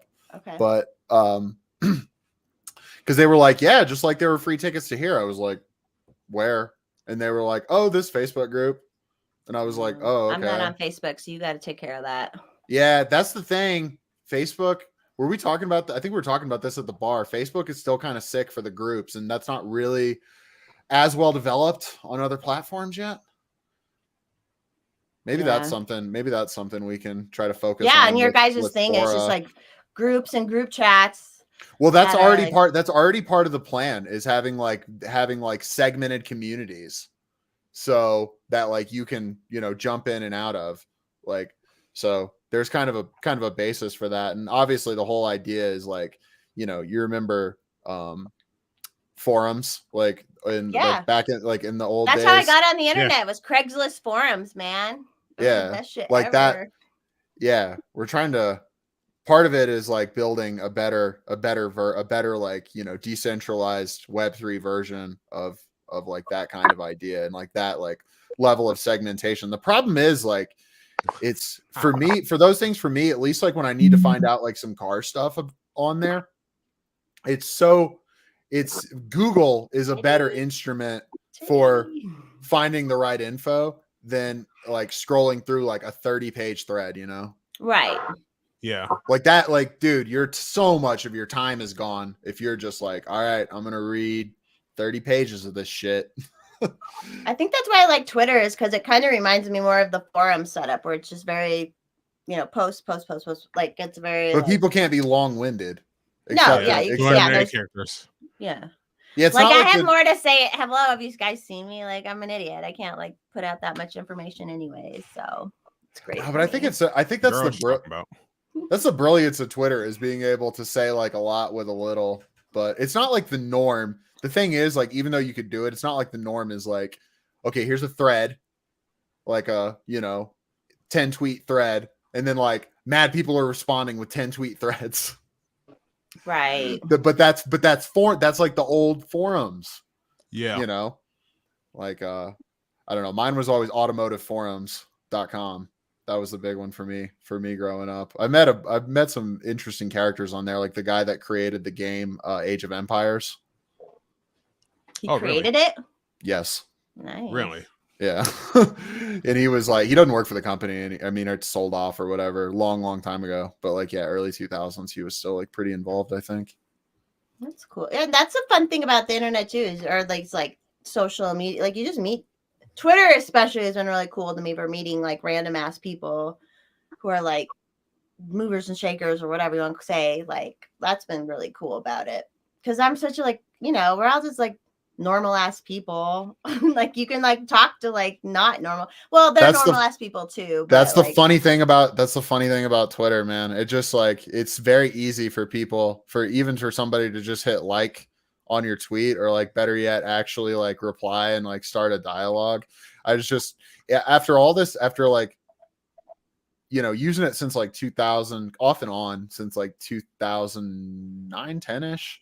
It's still really interesting to me to like somebody that like, who's, work you like or content you like or whatever, or like actually talking to you. Like I took the train into like, or I want to say like winter 2010, maybe like January 2010, took the train into New York City to see All That Remains. And I was surprised. This isn't a dig at them. I was just because I was really, really, really was into their music at the time. I was surprised how few people were there, but I think it's just kind of New York. Gotcha. There's so much going on. It's hit or miss, like there can be like 30 people that show up to a show, or it can be just like totally packed. I mean, New York's about to be a ghost town anyway. Yeah, I don't know. A lot of people moved out. That's like demonstrably provable true. Some people are still really, really into it though. They're just dedicated. I don't know, man. I feel like kind of how Michael Malice did about it, and it's like, all right, like this had a thing, like this reached a peak, and now like it's oppressive. So like, time to move on. But I don't know. I haven't been there since, so I can't say personally. I just know that a lot of people have the sentiment that Hex does. A lot of people are like, this is still cool. There's 60%. Hey, did you know it's 60% women? Yeah, Randy, you can pop in if you want. I sent you the link on Twitter. Pop in if you want. Yeah, it's like, I've actually never been to New York City. So fun. Been So there much once. fun. I would like to visit if it didn't have fucking the rules and or they let it go now, right? I think it's pretty chill right now, but you're still going to see a lot of people walking around outdoors with masks on. Which I kind of like get, because when you live somewhere where there's just like a shit ton of fucking people, you're used to just, I don't know. Like, I think you could be more scared because you're like, oh, I'm around all these fucking people all the time. Like, yeah, but that's only one symptom of like the kind of city's phenomenon. What up, Randy? What's up? Thanks for joining us and the Great Value Prince. Was it Great Value that you said? Yeah. Hex just pissed because my shirt's better than his. You got a That wolf? is a good shirt. Yeah, No, unironic it's- wolf shirts. No, it's a Doge with the earth. It's Oh, it's a Doge like It's the Doge howling and 3 barking wolf. at the earth. That's pretty Aw. or at the moon, excuse me. That's amazing. Randy, are you a gilf? My gilf? I Yeah. don't think so. You have grandkids? My girlfriend's 20 years older than I am. Okay. I get it. Wow. I gotta pee again already. Everyone hold down the fort. So, what about Joe Biden banning menthols, huh? Well, he's got to replace them with crack pipes. Oh. Do we just roll our own menthols now? Is that what happens? Tax free is tax free. Hey. I ain't I trying like to pay it. them. I live in Illinois. I ain't trying to pay them any more than I fucking have to. You kidding me? Oh, good lord! That's if there's any state that the Needs to be rural burnt by the areas wrath are- of God. Yeah. the Illinois. rural areas are oppressed by the urban areas. Good Oh, God. Fuck. Yep. I've never stepped foot in Chicago. Yeah, no, you can't do it. No. Chicago's a cool city to visit. I've always enjoyed like brief visits there, but like today and like the Lori Lightfoot regime seems oof. Yeah, this state's a shit show. Because yeah, just the population alone. So this is what's great about democracy, right? Oh, fuck that. The city people get to decide what's best for people that live got farms. It's great. The best part living in between all the cornfields is you get these liberals who like move here after college, and then they're like, "I'm surprised there's so many Republicans in this area." I'm like, "Are you fucking kidding me?" They think that that's the world. They don't get it. That like literally cities actually like produce a more like collectivist mentality, Yeah, and they do. rural areas produce a more Yeah. individualist mentality. Yeah, because when there's fucking 3 feet of snow and you're in the middle of nowhere, city's not going to come plow you out. No. Yeah, do it yourself. Do it yourself. Hire somebody. Man, if you can really hustle and you got like a truck and a plow, Oh, yeah. 4-wheel drive, like diesel truck and a plow. Ooh, make money. I mean, I grew up in it wasn't. I mean, we're still 20 minutes from a good sized town. Allentown, Pennsylvania, and like Bethlehem and Easton, but we're 20 minutes outside of there. There wasn't anybody plowing shit. Like they'd plow I guess like the state and county would like plow like the main roads and stuff. But if you had, but I had like I had a 1/4-mile driveway. So Or if like you're they out- ain't plowing that shit. Around here, if you're on the county roads, good fucking luck. Oh yeah, no, same out in on the plains in eastern and central Colorado. Hell yeah. Even when I was growing up rural, it was rural Douglas County at the time. There wasn't as many people there, and like our roads. Not that like we got so many snowfalls where it mattered, but like every now and then you do, and they didn't like give a fuck. And then they do come through, and then they like plow a huge fucking thing in front of your driveway, and then you gotta like get out of your driveway somehow, We get that a lot of work. The city will come and plow our sidewalks over, and then we tell them to go fuck themselves, and it's just a piss and match between us and the city. Wait, you don't want them plowing them? We don't want them plowing the road, which is next to our sidewalks, which then we have to fucking re-clear. Yeah, of course. And the That makes plows sense. can fucking like take out your mailboxes, and you're just fucked. They don't. Yeah, pretty much. you Oh, don't they're have not any- responsible Oh, for any of that yeah, shit. They'll take out the side of your fucking car, Yeah. and then, yeah, there ain't shit Sorry. you're gonna do. Yeah. How long does it take you to do your hair, Hex? Jesus. You're gonna go taller and taller now, right? Because he took off some of the height. I do say not you believe do Hex it- is over 6 foot. He should do it till he gets to 7 foot with the hair. I think Get that that- should be your goal. Yeah, Is come to on. hit 7 foot with your hair. House party 5. Let's do this shit. Or 6. How many did they make You're so far? you're 6'8", Hex, right? Yeah, So you only have what's just 8 4 to 12? inches. 4. Yeah, you can make your hair 4 inches tall. Yeah, right? do it. Wow. I never got I guess that you don't have any like full body pics on Twitter, but I never got the idea that you're 6'8". Damn. Oh, you haven't seen the bounty hunter Wow. pictures? He put a duster on and like he's bro the bounty hunter. I love it. Fucking Yeah, wow, but you wow can't ass. tell. Yeah, if there's nothing to like measure it. I gotta against- have to have a reference. Yeah, That's but crazy. 6'8", I feel he's bad. fucking 6'8". I feel bad, dude. If you're a 6'8" black dude, man, you must have gotten either you played basketball or you were constantly bothered about playing basketball. I was constantly bothered about it. Exactly. Yeah, I feel bad for that. Were man. you Hex? Did you have your eyesight issues growing up too when you were a kid? I was born with them. Okay, so you're like, sorry, I can't play basketball. I can't. And I probably still could have. I just didn't. I had no interest to. I'm more into picking up sports. musicians. You just have like poor vision. You're not like legally blind. I am legally blind. He's Oh, legally wow. blind. I have a friend. There's like a fucking hole in his eye or something. I've had a lifetime family friend. She's like 3 years older than me. That's legally blind, and her mom loves horses and barrel race horses. Well, when she got of age, she did as well, and she would have like an earbud with her mom or whoever, like talking her through it. That's crazy to do that without being able to see it great. She had multiple. She had like multiple like I don't know, random like PBS shows and stuff cover her.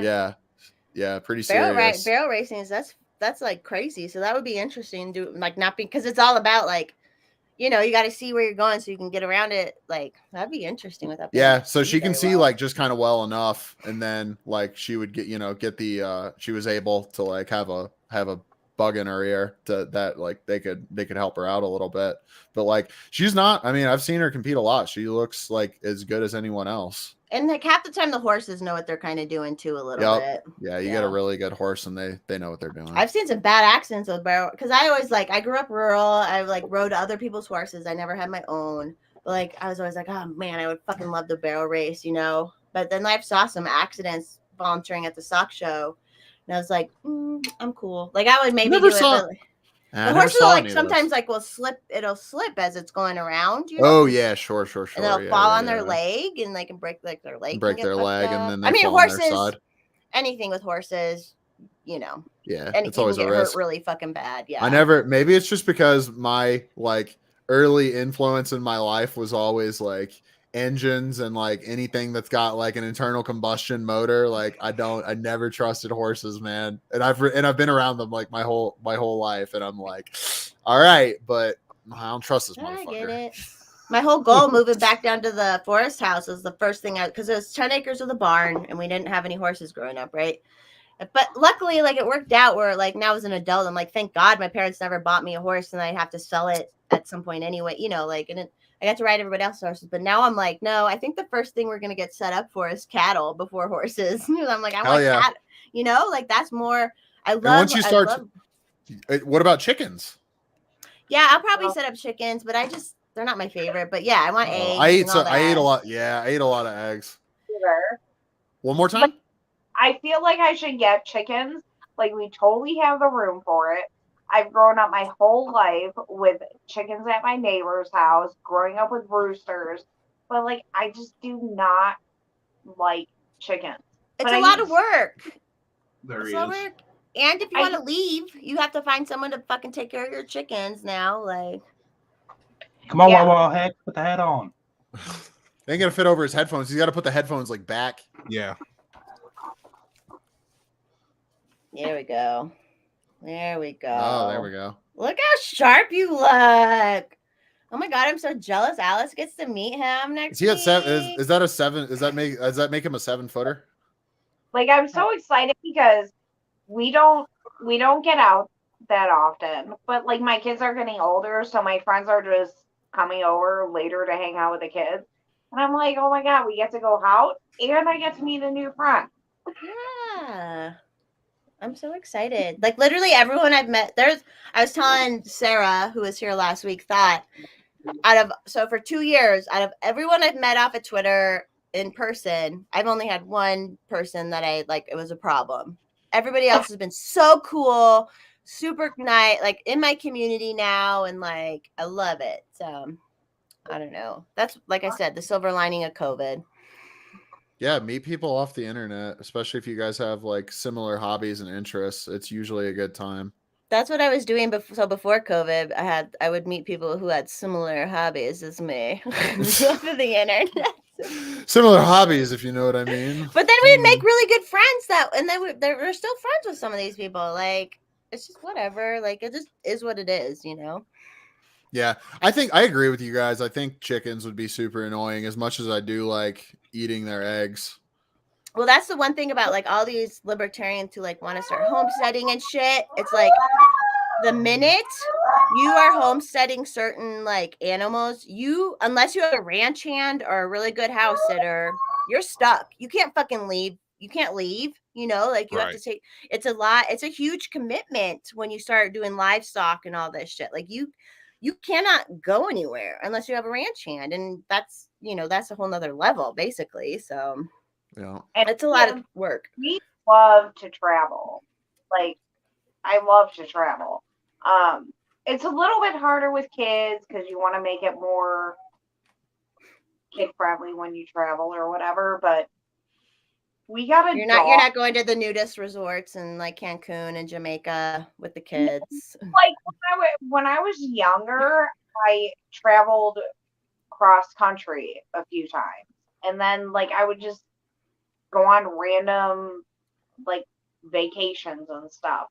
But like we just got a dog, and it is so hard to go on vacation now because it's like I have to pay somebody to take care of this dog. Like with my cats, like somebody would just come over. Yeah, cats are so easy. Yeah, cats are so easy. Cats They are are- assholes. But they're easy assholes. Yeah. And that's why I love them. This house had 2 feral colonies around it when we bought it. So now Was I'm there thinking 8 kitties fucking around cats. all the time, like little kitties? Looking for food? Yeah, I got a fucking plethora Like, of cats. Are at you my house. are you my dad? Please feed me. Those, And all the cool cats got fucking killed by cars or people shot them. Damn. I got all the Oh, assholes Or God. cats who hawks? just eat me out of fucking house and home. Oh God. so we took in a feral cat about 3 years ago, and one of them started coming into our house recently. So that was really cool.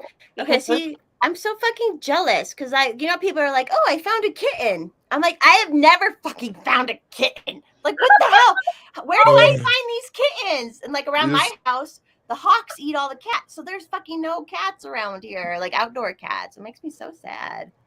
I'll run into one every now and then, but I never have like some fish or like little like smoked salmon or anything handy to draw them in. Yeah. I try to just like get him to come over to me, but they like once.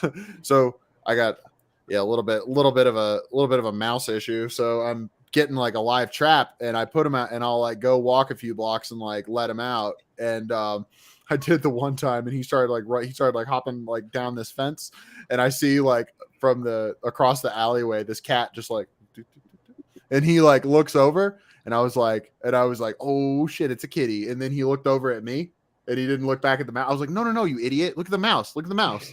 Look at the mouse! Go get it! And he's just like, what's up with you? So scared, yeah. There's like they can be so scared sometimes, and then like you have other ones who are fucking idiots. But I just thought it was funny that I let a mouse out of my live trap and I didn't see a cat, and this cat's just like, oh shit. that's why I'm like, the only way I can get another kitten is if I find it. So I'm like, I need to just find one I will sometime. ship you a cat. Thank you. The only reason I have the one I got was because she was a barn kitty litter that someone I knew had, and like the neighborhood cat that we kind of like fell in love with got eaten by the hawks. So we were all like super sad, and it was like, oh, we'll take the kitty in, and now she's not even fucking. I mean, she's okay. She's not the best. I love her, but sorry, go on, Alex.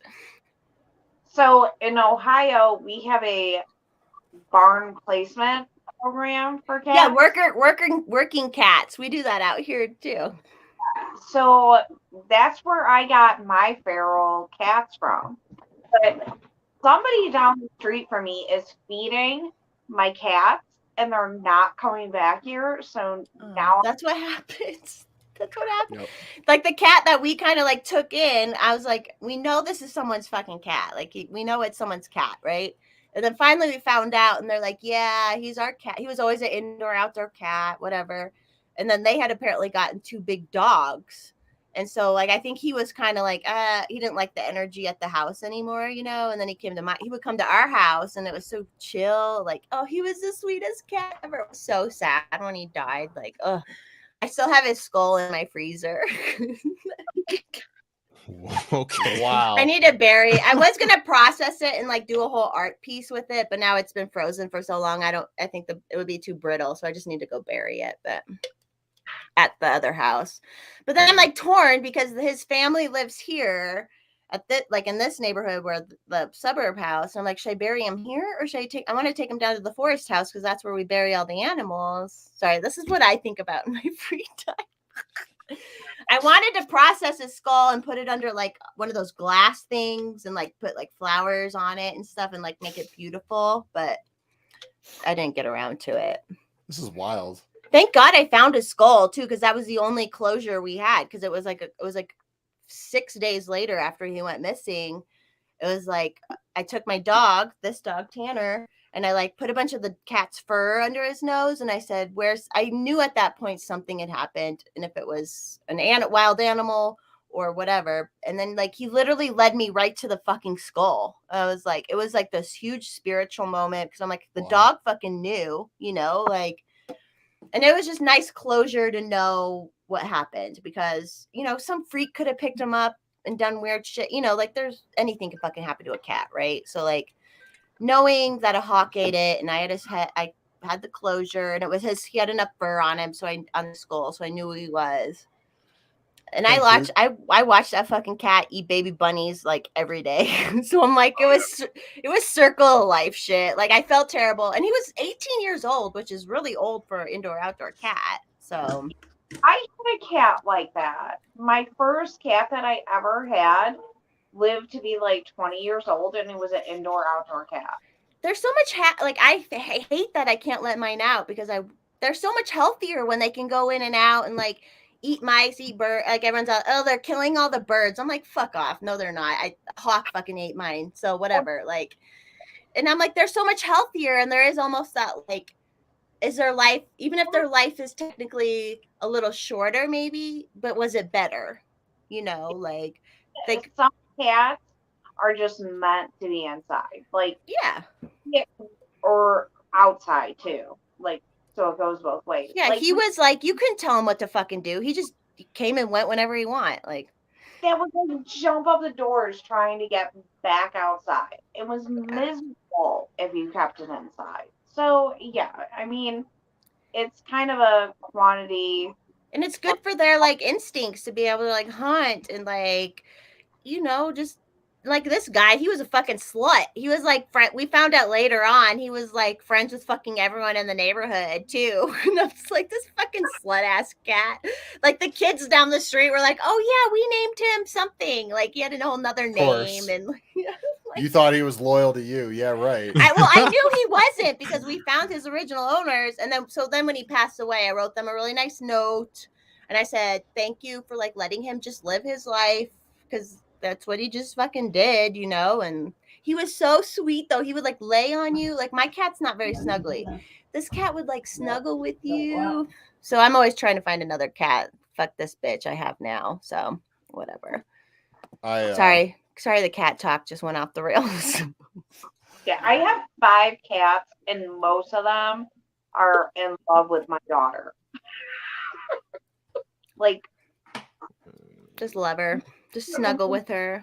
In my daughter's room, my cats were like, what are you doing? This is our place. Like, why are you doing this? They're so curious. It's a tough one because, yes, you're right. Like, all of their instincts and their, like, brain chemistry is dedicated towards, like, being outside and, like, hunting things. Like, that's what stimulates them. That's why, like, when you, like, you know, the dangle toys and stuff, like, and laser pointers, like, they go insane. But I do worry about what is that? Oh my gosh, toxoplasmosis. Oh yeah, when they eat the rats that have that or whatever. And then and then it's like it infects them, and then it gets, and then that, and then they box. Yeah, or no, it infects mice or whatever, and then they eat it and they get it, and then it it can pass to humans, and it's just like it's like a brain disease. It's pretty crazy. They say, I think there's a study that said like 70% of Brazil is infected with it. It's crazy. Good. Yeah, and this is old school Joe Rogan stuff. He used to talk about this a lot, toxoplasmosis a lot. He talked about it more recently too, because it's good to be aware of. Yeah, because he said the rats or mice who have it are like crazy themselves, and they'll like be easy to. They get sexually attracted to cats. Yeah, like they'll make themselves really easy to catch the cats. The cats eat them. Then it comes, and if the cat comes inside and you have a litter box and whatever, then like it's really easy to come across it. So Yeah, I don't know. We have feral cats, and then we have indoor cats. Yeah. That's what I'm gonna do at the forest house. Is like I want to buy some of the working cat or get some of the rescue some of the working cats. The only thing is I know there's fucking owls in the forest. And owls, like there was one time an owl was caught, or like an owl nest turned over, and there was like 84 cat collars in it. Wow. So I'm like, I don't know how long they'll last down there, but Holy shit, they're efficient at catching cats. That's crazy. Well, what would you rather catch? A fucking dumbass? I mean, cats are wily and fast, but like compared to a rabbit, a cat is way easier to rabbits catch. are way harder to catch. Yeah, so of course they're gonna go after the cats. Like I always, because where I grew up was like, was like 4 acres, and there's just deer and bunnies and shit around all the time. I'd always just like fuck around and like try to catch one. You never get fucking close at all. They're so wild rabbits are so fast. Although I did have one for a pet one time because my Westie caught a little baby bunny, and of course my mom had to save the bunny. That was the only pet I was allowed. I grew up on 10 acres with a barn, and the only pet I was allowed was fucking rabbit. So I fucking hate rabbit as a pet. I love domesticated rabbits are cool. They're adorable. And they just like hop around. They don't do anything. They all died, and like I got everybody's leftover rabbits too. Like people would be like, they didn't want their rabbit anymore, and then I would get it. It's a underrated ass pet. Rats. They're so fun and social, and they like to hang out with you and stuff. Yeah, I had a friend who had one, and like she would let it out, and it would like run, like it would go to you like a dog and like hang out. And yeah, they're fairly intelligent. Like they get along really well. See, this is the problem. And then my mom got a raccoon, and then that's too intelligent. Yeah, and too like independent, and like not, and like if you want it to do something it doesn't want to do, just get ready for like a whole fight. It'll fuck your shit. I had a friend, like I found a baby raccoon growing up once, and like I fed it for a while, and then I gave it to the like wildlife people. But this other girl I grew up with, they had one, and they kept it as a pet, probably like you guys did. And she was like, the fucker ripped it, like literally tore all their wire out of the attic, and then you have to be careful about stuff like that. Pissed over their, she was like, this is why I hate raccoons. She's like, this is what she would say. I hate raccoons because the motherfucker, she was a piano player, and it peed all over her piano. So yeah, I never had that. That was never an issue for us. So it's actually not how my mom got one. She got one from a breeder, so a wild animal breeder. And so it was a couple like lines domesticated, kind of. Not really. I mean, I guess technically, but like no. But here's the thing: if they learn to use a litter box from an early age, they will. So will most wild animals. Because their usual thing is like they have a spot. They kind of have like a spot, like in the wild. I think that that raccoon probably pissed on that lady's piano because she was out for vengeance. Kind of like how cats will do that. Yeah, I think like it sounded like it was a stressful household. So yeah. Hey, Chuckster in the chat. Not gonna be so easy. I mean, because they will get into absolutely anything. Yeah, they have fucking opposable fucking thumbs. Like technically, no, they just have very functional thumbs. They're good. They have like functional hands, but it's actually not opposable. I don't think it exists outside of primates. There might be a couple regular ass mammals that have them, but I don't think so. They like it's like if your thumb was like always like pointed in, so they like grab stuff like this, and they like cup their hands and like hold food like when they eat it, Randy, what part of the country are you from, Randy? I forget. I know, but Illinois. Oh, Illinois. Oh yeah, we were talking about Illinois before. Yeah. That's where I was born. I was born in Crook County. No, you're saying about raccoons. Raccoons are little assholes. Oh yeah. They're very smart. Listen, okay, you guys know the Boy Scout popcorn? Love you. Yes, that they sell like that sell they door sell to instead door. of cookies. Girl Scouts have cookies. Boy Scouts have popcorn.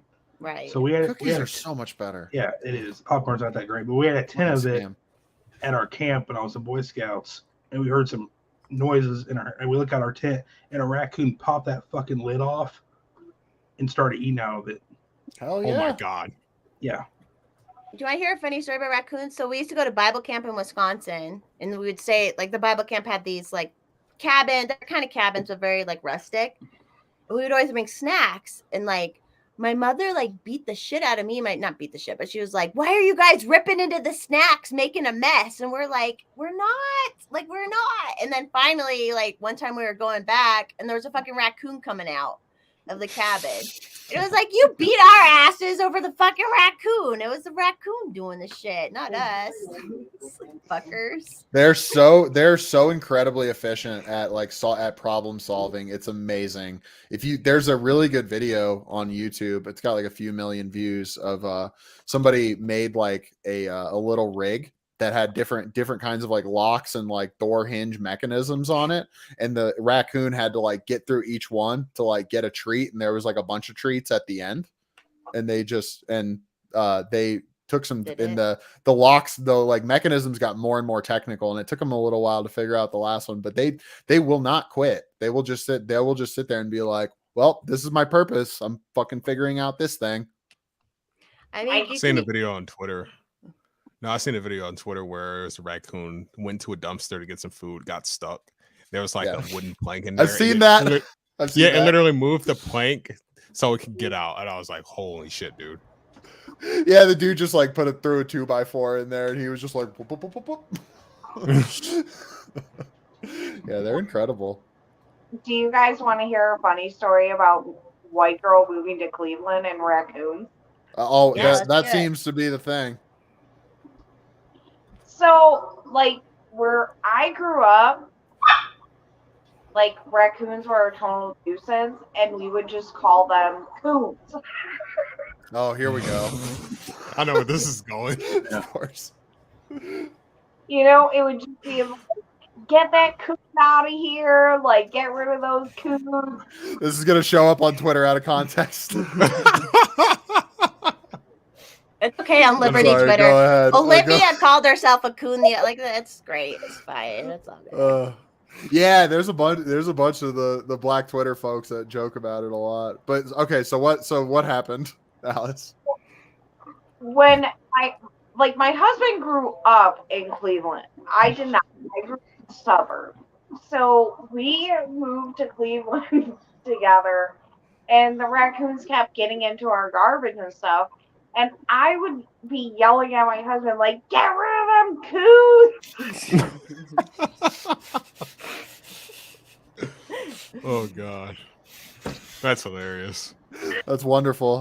Hopefully that wasn't overheard by the wrong person. But yeah, between you and your husband, you understand. Listen, my neighbors that I moved in next to when I first moved to Cleveland, they were Black and Puerto Rican.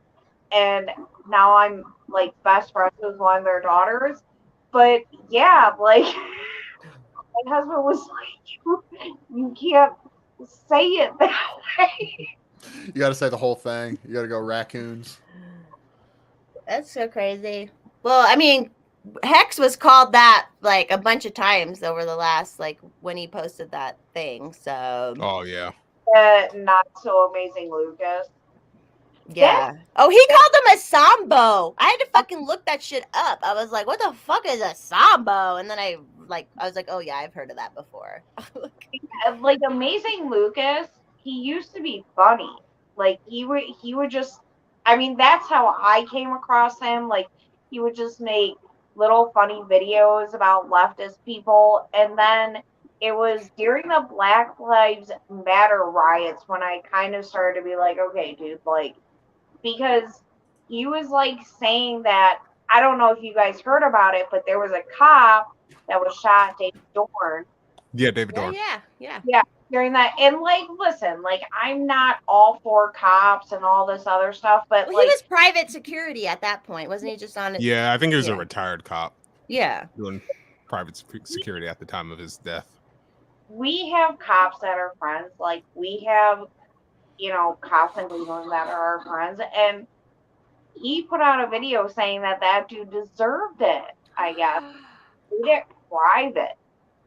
And that's what kind of started to get me to turn against him. Like, he used to make really funny videos, but he started getting really angry. Like, I don't know if he's getting paid or what. Well, I remember seeing that because Maj shared it, and I remember seeing that Lucas guy started attacking Hex on there, and I remember seeing other people say the same thing. They're like, "What the hell happened to this dude? He wasn't like this, and now he's all." Yeah, that's what I said. I was watching him a couple years ago, and then George Floyd shit happened, and he just went over the deep end, and his audience started dwindling. So he's got some crazy left sides. If you actually look at it, what was it, Alice? He has those crazy leftist eyes. Okay. Yeah, crazy eyes are a thing, man. They're a thing. I guess I was distracted by his arms. Oh, I love arms too. Oh my god, hell yeah. That is sad that and it was just so sad that Hex made this such good, thought out thing. Yeah, and then he literally did what Hex was just saying. The fact that Hex pointed out, you would think if we're going to agree on anything, it's leniency on child molesters, like child abusers. And if we can't agree on that, where are we at? Yeah, because it was about that judge lady, and she was all being soft on pedos. And then all the people were like, well, she's black, so you have to love her. And then if you are black, they were like, you're a Sambo. What the fuck? Stuff like that. There's always so many details and nuance in cases like that. I think some people were saying that some of those were really either there wasn't a 3-year age difference rule, or they were just outside of that or something. I don't know any of the details, but I just saw people. No, there is. I think it was more about the way she talked about images, child porn images. She was like, well, if you're just looking at the images, you're not Oh yeah, that's a terrible take. Yeah, she was like, you're not actually doing anything, and it was like, no, you're giving a market, you're giving a demand side for people to produce that type of content. Yeah, and regardless, the whole this is why it was my friend who I lost, who she just wanted to be a judge, and she was because she's Jamaican, and I think Kamala Harris is half Jamaican, I'm pretty sure. So the whole, she's like, oh, I'm half Jamaican too, so I can do, and it's be a fucking good person, be worthy of what you're trying to do.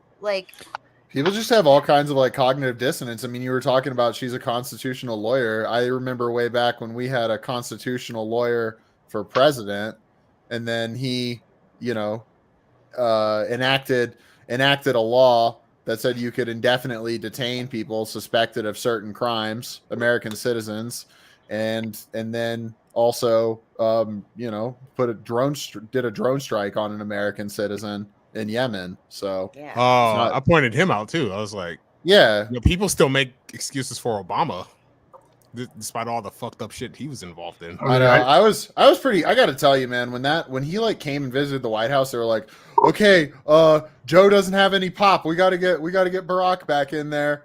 And then everybody was obsessed over this guy. I was like, man, I remember all the fucked up shit that this guy did, with just individual rights and war and drone strikes. Fuck that. Yeah, I didn't like Obama when he was a state senator, so. Yeah. Oh, yeah. Well, because he was in Illinois. You were living it. Exactly. Yeah. Well, I lived in Vegas at the time, but everyone's like, oh, Obama's so great. I'm just like, no. Well, that was his thing. That was his selling point as president, that he had the most progressive voting record. And conveniently, he was in there after. He was not there to vote for the Iraq war. So that was the big thing they were able to hold over, Hillary Clinton and other Democrats. just like, well, I want to end the war. I never voted for it. That's what they tricked everybody to think that, oh, Bush made the Iraq wars happen and blah blah blah, and Obama's not Bush. But then it was the same fucking shit. He's not. He was actually worse. Yeah, or worse. Like Yeah. it was all fucking. And if you want to talk about just like drone strikes and just like collateral damage and fucking up the lives of regular people, way worse. Yeah, I don't remember who said it, but they described Obama as being the iron hand with a velvet glove. Yeah. Something like that. Yeah, that's a good description. That's Wolf accurate. in sheep's clothing. It's all similar. Yeah. I was when did you move out here, Hayden? What year did you come out? November 2011. Okay, so in 08 or 07 or 8 or whatever, they had the DNC out here in Denver. I remember. And that was when Obama came, and I wasn't online much, so I didn't know shit, at the time. So I was like, oh, it seems fine, because I was so anti-war. And even though I was like a little more, free market capitalist, all that shit, but it was like, okay, I'm anti-war, but they made it seem like he was going to be, That was his biggest selling point. That and like, well, I have the most progressive voting record in the Senate. But yeah, because I graduated 2002, and that's when war literally started, like right then. Yep. I had so many friends go over there and either die and get fucked up, and it's just like, I don't know what to fucking do about that, because everyone thinks war Or is lose an eye, okay. and then, or they lose an eye, they come back, and then they still want to send more people over there to lose eyes. Yeah, there you I'm go. looking at you, Dan Crenshaw, you dumb motherfucker. Yeah. Another World Economic Forum young leader. Sorry, Alice, go ahead. So Dan Crenshaw, like when he first started, making waves, I guess you could say. He was on. He did an interview with Steven Crowder, and I watched it, and that was all it took for me to turn against him. Like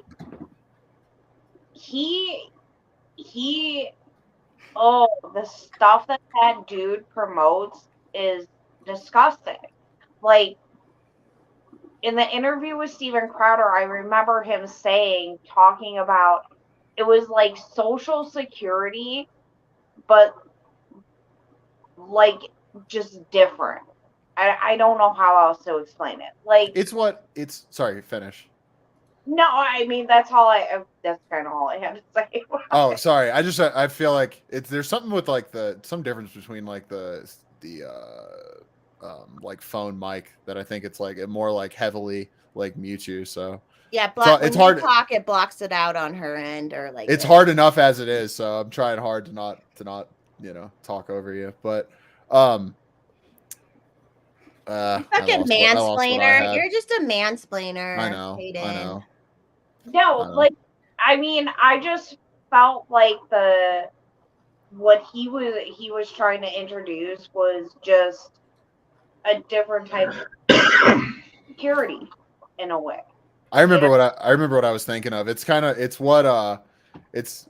how Tom Woods classifies like Republicans versus libertarians, and it's like they're very happy to just like have most of the same views as the Democrats, but like just argue over details. Like I think that we should lower income taxes from 8.2% to 7.5%.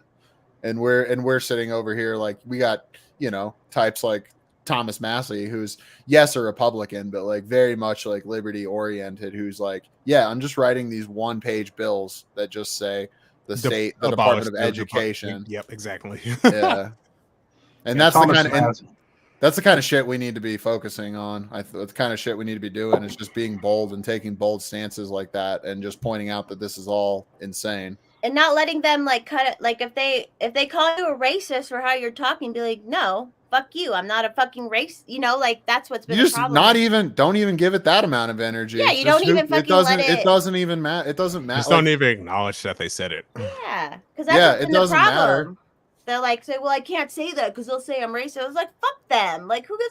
I lived my whole life doing the fuck I wanted, and people said plenty of shit about me, but you fucking you move on. Like, it's what are we fine. working on? Like over since since like Ferguson of like calling like everything you don't like racist, and just like, That's yeah. what I want James Lindsay to come on so bad. He said he might sometime, but he's Oh actually my like a smart God, I would person and like lose- actually doing shit. I would lose my shit if that happened. I am seriously like I'm fascinated with that dude and like his Well, body have you of been listening? knowledge. Like he's so smart, and like I'm like, thank God He's for these read people who will all- read this shit and like teach it. You know, He's read all the papers. Like he is like your average like woke go with the flow person's like worst nightmare, because they'll come at him on some stuff and he'll just completely demolish it. yeah, he proves them all wrong, and then like they try to like make fun of him, and he's like, "Fuck you," and I'm like, it's like Oh it's my almost God. enduring.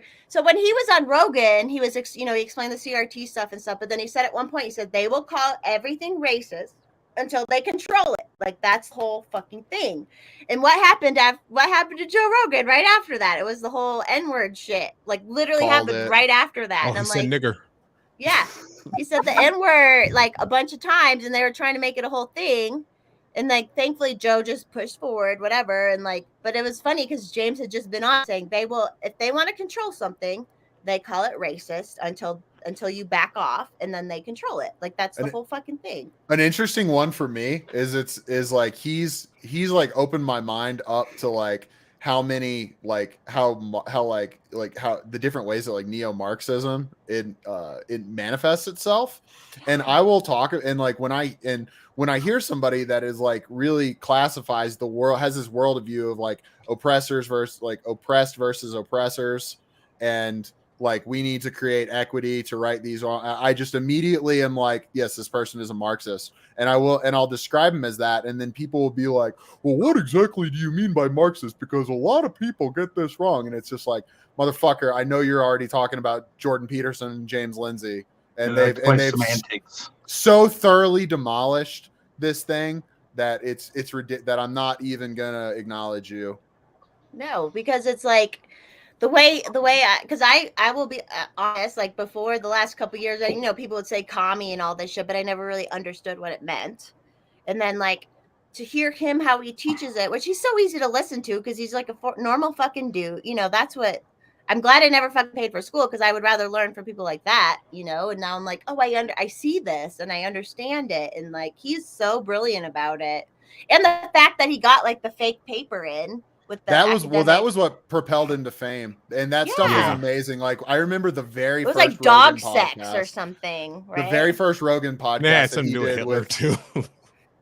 it was a series of papers that him, Peter Boghossian, and Helen Pluckrose all collaborated on together. And they were criticized because they only got them published in like some pretty trash journals that were like kind of just posted like really weird woke bullshit anyway. But the point is that it worked, and they completely fabricated this stuff, and they made it, and they just kind of shit on the whole idea of like this kind of, ideology, school of thought, whatever you want to call it.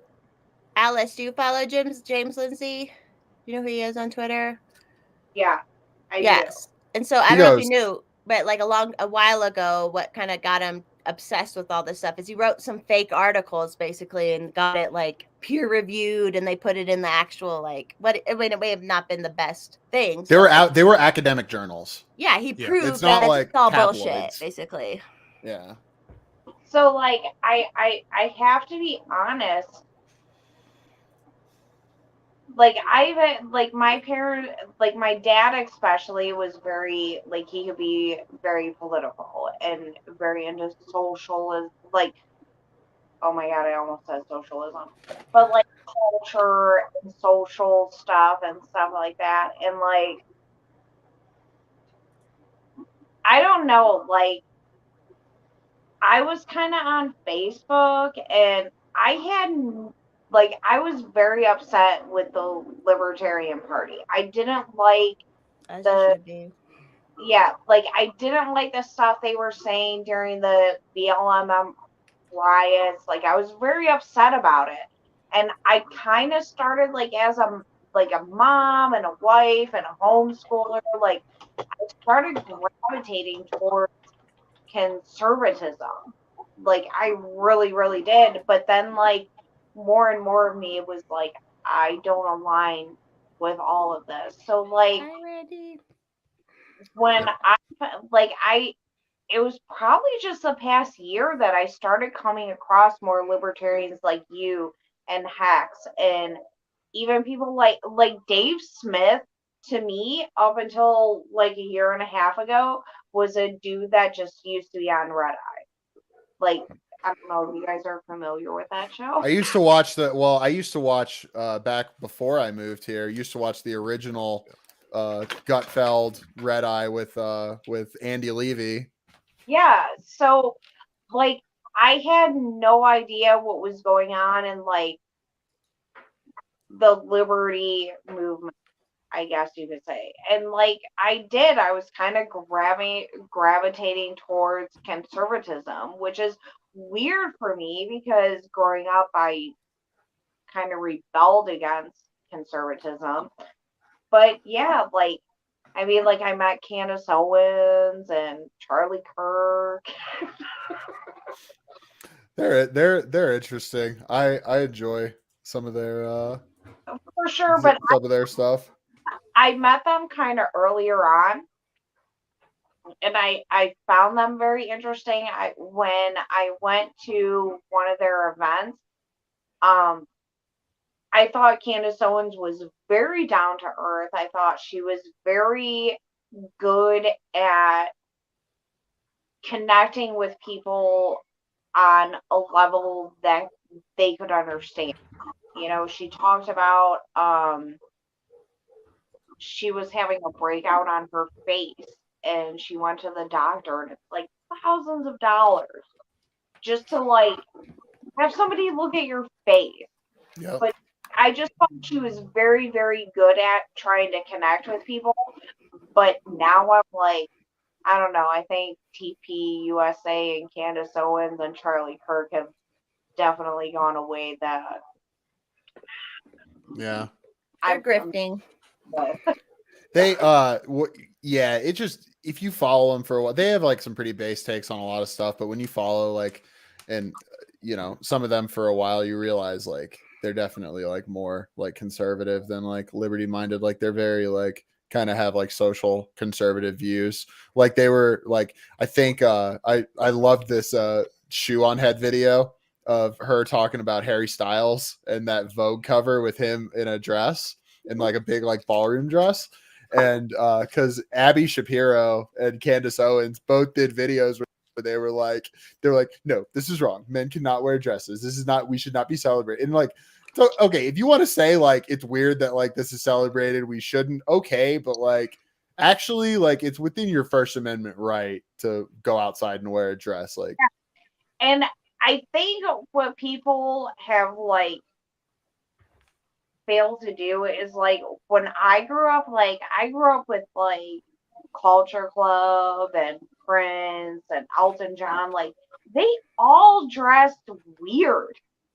Yeah, the 80s dudes were wearing like short fucking crop tops in the 80s. well, the whole hair metal thing went very androgynous. Yeah. I mean, like you look at a dude like Prince, like he just dressed the way he wanted to dress, and I mean, like you can call it feminine or whatever you want, but I don't think there is that big of a deal of what's going on now compared to what went on. Yeah, there's always been like feminine men and masculine women. Like this has always been a fucking thing. I have all these cross-dressing friends who are a little older, and some are now like they're doing the whole trans stuff, but they still think like the whole how it's happening with kids and stuff is wrong, you know? And these are people who nobody wanted to cut Prince's dick off. no.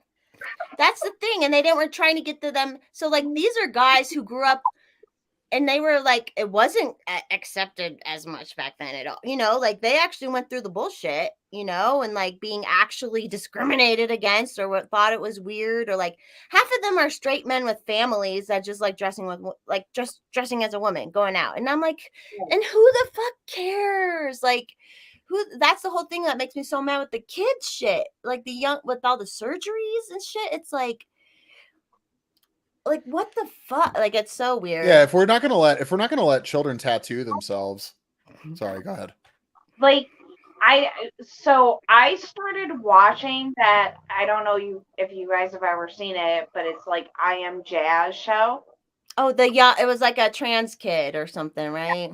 Like I kind of started watching it because I was like curious, you know what I mean? Because like because you're a white woman and you might have to worry about that kind of stuff.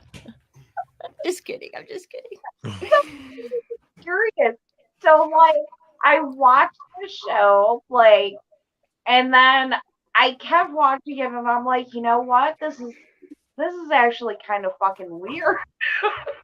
Well, it's weird when the parents are like pushing it and shit. And this is my whole point, because I got it from the right, more conservative side too, where you're trying to funnel a kid into this certain thing, right?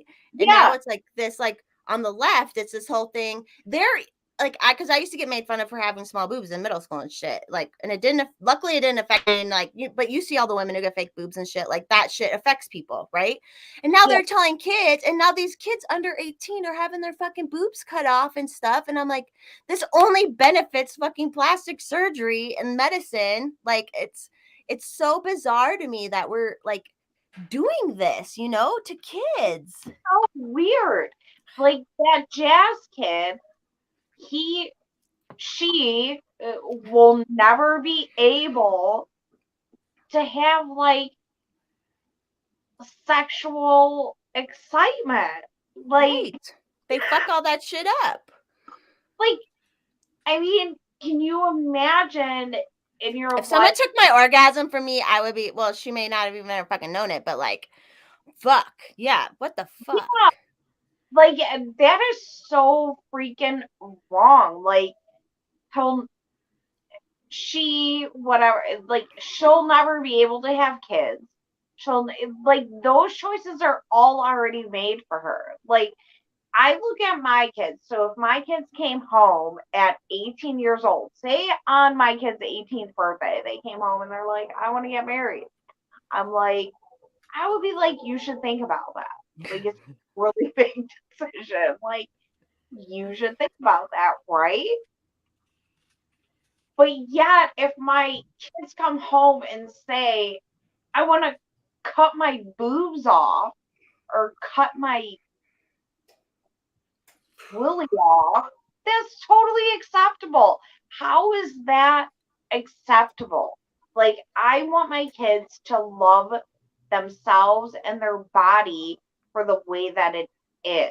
And it's opposite body like acceptance. It's saying, it's basically like I said, like when people have such a hard line of what's feminine or masculine, it's the same shit. They're saying, oh, because there's that genderbread. Have you guys seen this genderbread thing, which actually gets taught in public school?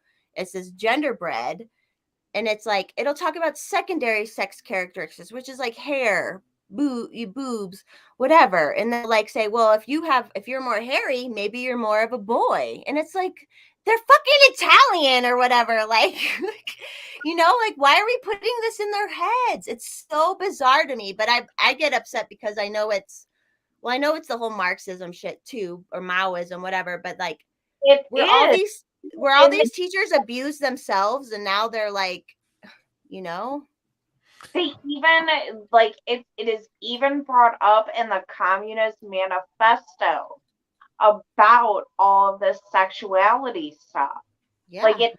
Like, I don't care what you do as an adult. Like, I don't care. Like, you're not my child. You're not my friend. You're like, I don't care what you're going to do. But the fact that all that stuff was brought up in the manifesto of communism to depersonalizes you, because you're like, yeah. I think that there's certainly plenty of people that have true gender dysphoria, but it seems like something that can be like spurred on by like social conditions. That's what's happening, is there's, especially with girls, they're showing, because so like, I was a tomboy girl. I would tell my mother I want to have a boy haircut, but they never said, oh, you might be a boy. But nowadays, all these parents are saying, Yeah, oh, they you might be a boy. Yeah, and it's another. I forget who brought it up. If it's like Douglas Murray or one of these guys that's talked a bit about it, that like, there's because he's a gay guy, and there's plenty of kids that are like, realize like they're attracted to the same sex. They don't want anything to do with the opposite at like a young age, and they want to like exude like more feminine characteristics, and then they have like so like that's happening, like that's what they're like feeling in their minds, and then plus you've got adults around you that are like, well, did you know that some people are born with the wrong body parts? And they're like, I don't know, I've always felt a little weird. I don't know, is that what is wrong with me? I don't That know. happens a lot with gay men, especially because like for some reason they think, well, if I want to be attracted to a man, I have to look like a woman or whatever. So like when they're younger, they're more susceptible to that. And then they grow up and they're like, no, I can just be a fucking gay man. They don't have to like be a woman to do it.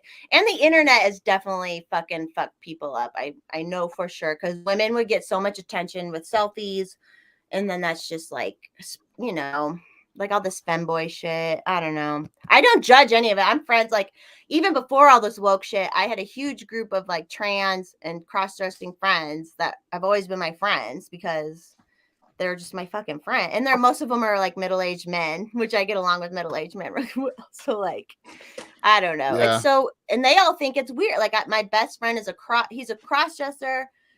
He like likes to be Chloe all the time, but he won't say like, you have to call me he, she. He doesn't give a shit about that kind of stuff. And he voted Trump, which is funny. Yeah, that's very like social conditions, man. He's a different generation, and like I don't think where like it's that like whole. It's a self-expression thing, kind of. Well, like the vernacular of like pronouns wasn't really enforced and stuff. That's so fucking weird. The pronoun shit is so fucking weird to me. I don't. As Well, someone who's like, calling me they bothers me only because like it's against English. But the one that bothers me the most, just being Spanish, is Latinx. Oh yeah, and the 'Cause Latin that's, people like, don't even fucking literally, like that you're shit. literally just like completely fucking up. Like you can't like just grind against like all romantic languages. Like things are assigned to feminine and masculine. It's fucking racist, I think. Sorry. Well, I don't even. But when you want to make a name up for a group of people, like what the fuck? You can't just. Well, make who's it a name racist up? against? Like like the ancient Romans that like spoke Latin, and then like you got like Italian, Spanish, Portuguese, French off of that. Like it's just kind of that's just how it goes. Like that's how linguistics evolve, and you can't just tell millions of people that like they have to refer. It's insensitive for them to like speak their language because things are assigned like masculine, feminine. I'm really glad that like a lot of like gay people too are also like speaking up that this shit is like they're using them to bring that shit in, and they're like, no, I'm not fucking all about this shit. I'm not about. Because I used to love going to the Pride Parade in Denver, but then it did start, like, there was some, like, weird shit in it where I was like, I don't mind seeing that at the club at night, but why do we have to have that in the parade? Like. Right. Because. And you guys know me. You guys know me. Like, I'm so, like, fucking out there and, like, open to that shit. If you had a parade, I mean, would you have people with, like, ball gags, slutty outfits? Yeah, like, what I mean? Like, and even like that's kind of whatever. Just don't. In my family, like, and some of my friends, like, we have gay kids in our family. Like, gay is fucking. We know, right? Like, they know, yeah. Daughter had a gay teacher. So my daughter's gay teacher, like, it was never like a thing. Like, he just show up at like functions for the school with his husband. Like it was never like an announcement. And that's what you want. You want it just to be normal, but there's all these people who are like want to be special, and that's the whole Maoist Marxism thing. It's like you want to be something else. Like I just want gay to be kind of a normal thing, like I feel like it was. Yeah, we got there for a brief period. Yeah. And then it got weird. I think a a lot of 80s and 90s kids are just totally confused about everything that Well, is it's about going. attention. It's like no one gives a fuck. Like I think I was talking to Hayden last night. Like in the like non-monogamous community, the last like couple years, the weird leftists like took it over. And like we're like, you have to accept us. We're super poly. We're this, we're that. And it was like, no one has to fucking accept you. No one has like it was just this weird cultural thing of like, I'm this, you have to accept me. And that's that. And it's like, no, you be you find your people, you find your tribe, and that's life. You don't have to fucking make anyone accept you, you know? Yeah, No. we all have freedom of association. Yeah.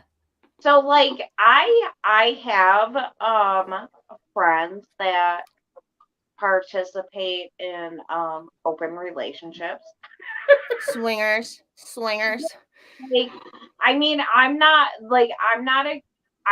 exactly sure what goes on. Oh, there's my feral cat. Hey, buddy. Oh, do you Get come the cat on inside? camera. Does he let you pick it up?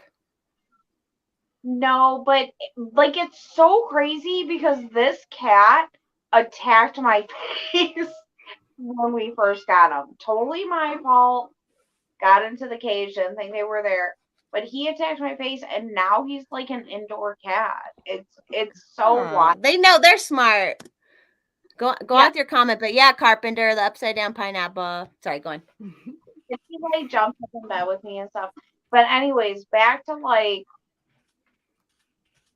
my husband and I have come across people that are swingers. Like, I don't care if you're a swinger. I don't like that's your deal. But we've had people that have tried to push that stuff on us. Yeah, and anytime anyone pushes anything sexually, it's like fuck off. Don't push that ever. Like, No. respect that is not our thing. You know, Yeah. like that's not what we do.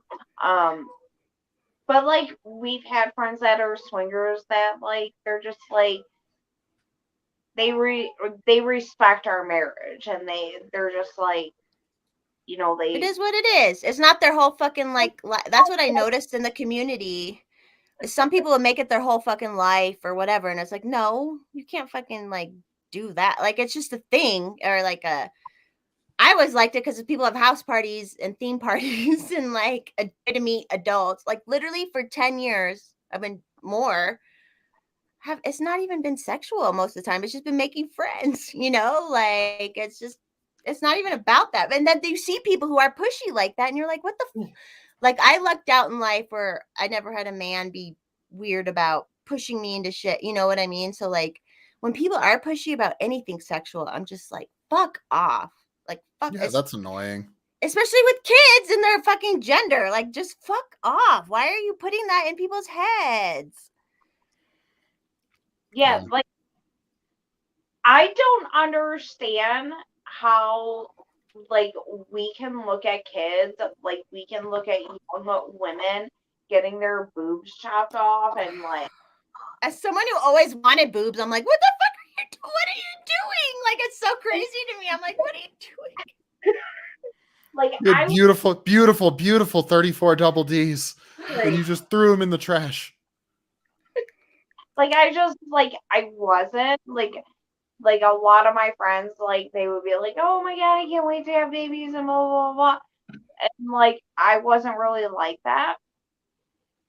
But then when I did have kids, like it was the most beautiful blessing in the world. Like I couldn't believe that I could grow a human life inside me and then A soul, not even just the like human body, it's a soul or whatever you believe about. Like that's what I think is amazing about it. A soul. You like spark a soul. you feed it from your own body, and there are people that are like, we're just gonna take this away from young women. And I find that wild because I was not somebody who wanted to have kids. Like Me when either, but like don't fucking take my femininity, man. Like, Yeah, and sorry. but like yeah, like I love my kids. Like I love that I was able to grow them inside of me. I love that I was able to feed them with my own body. And we just take that away from It's these crazy. because they wanted to wear a girl's bathing suit. Well, and even if they're a lesbian girl, they can still be a mother, you know. And so sad to like do that to me. And that's what I've been feeling like. I'm like, because obviously I know I'll go on. And then like with this girl Jazz, they put her on puberty blockers. She didn't grow a penis the way you're supposed to grow a penis. And now she can't be sexually excited. And that is messed up to me. Like, it's messing with it. It's just like if someone abuses a child and says, this is how you, like when someone abuses it, like sexually molests a child, they're saying this is how you be turned on or whatever, you know, and then like that shit fucks with it. And then like how I grew up was like the right conservative side tried to fuck with it because women aren't supposed to know what an orgasm is. You're only supposed to lay there and get pregnant, right?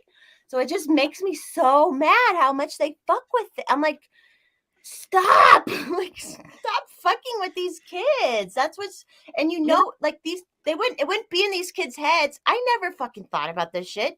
Did you ever think, oh, I might be a boy? Like you never thought about that. Like I remember one time I cut my fingernail too short and I was like, I don't want to grow up because I don't want to have long nails or like just weird shit like that, right? But like it wouldn't be, they're putting it in their head. It's literally like a mimetic disease. They're putting it into kids' heads and it's just, but that's what they want to do. Yeah, it's so sad and it's so scary. Like I see that girl and she's like, well, I was born in a boy body with a girl brain. Well, what do you know what a girl brain is like? Like, how do you know? Yeah, no girl. Like, think of how many girls don't ever feel really girly or whatever. Like, there's no. I used to think there was something wrong with me because I was like, yeah, I don't feel these nurturing feelings toward babies that you feel. Like, my husband and I always joke, like, that I said I wanted cats and he misunderstood as kids. That's a good joke. Good joke. That's good. But like at the same time, like I don't know, I eventually got to the point where like I wanted to have kids. And when I did get pregnant and I did carry my children and I did give birth, that is a very, very beautiful, beautiful experience. Like it's human too. In our fucking robot world, it is fucking human and cool that we can do that.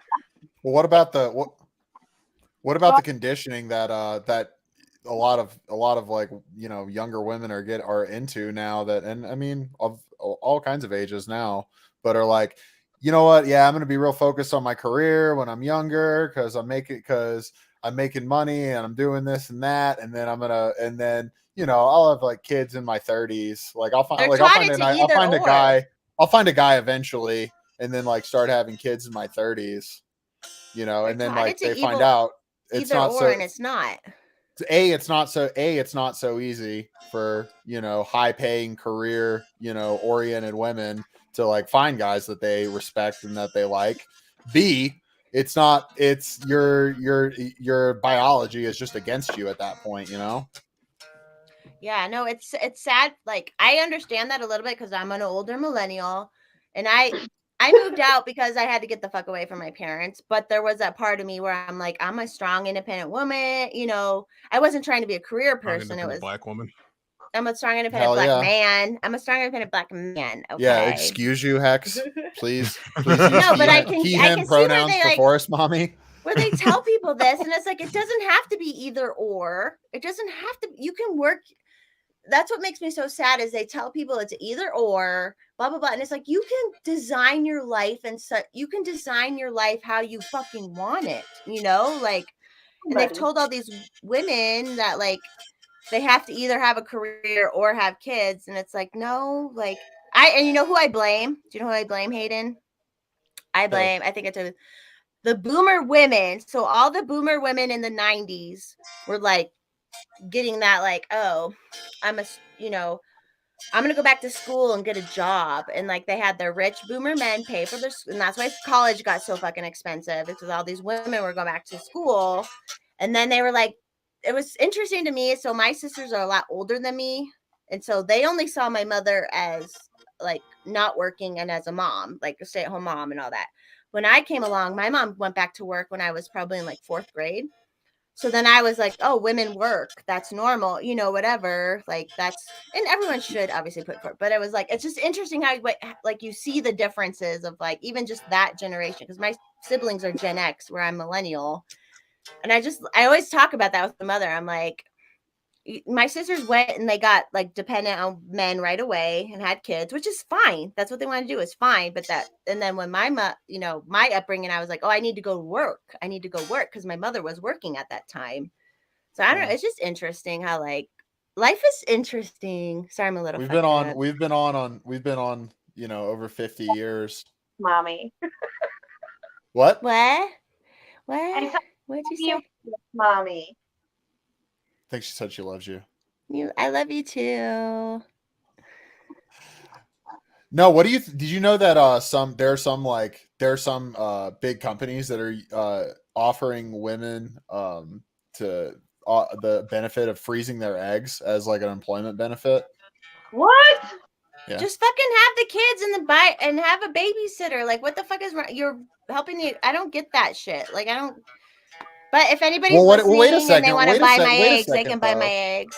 Wait a second, though. Let me push back on that a little bit. What do you think? How are you going to have time to work 70, 80 hours a week and take care of your kids? I mean, do you really just want your kids raised by somebody else? Well, why are you working that kind of a job?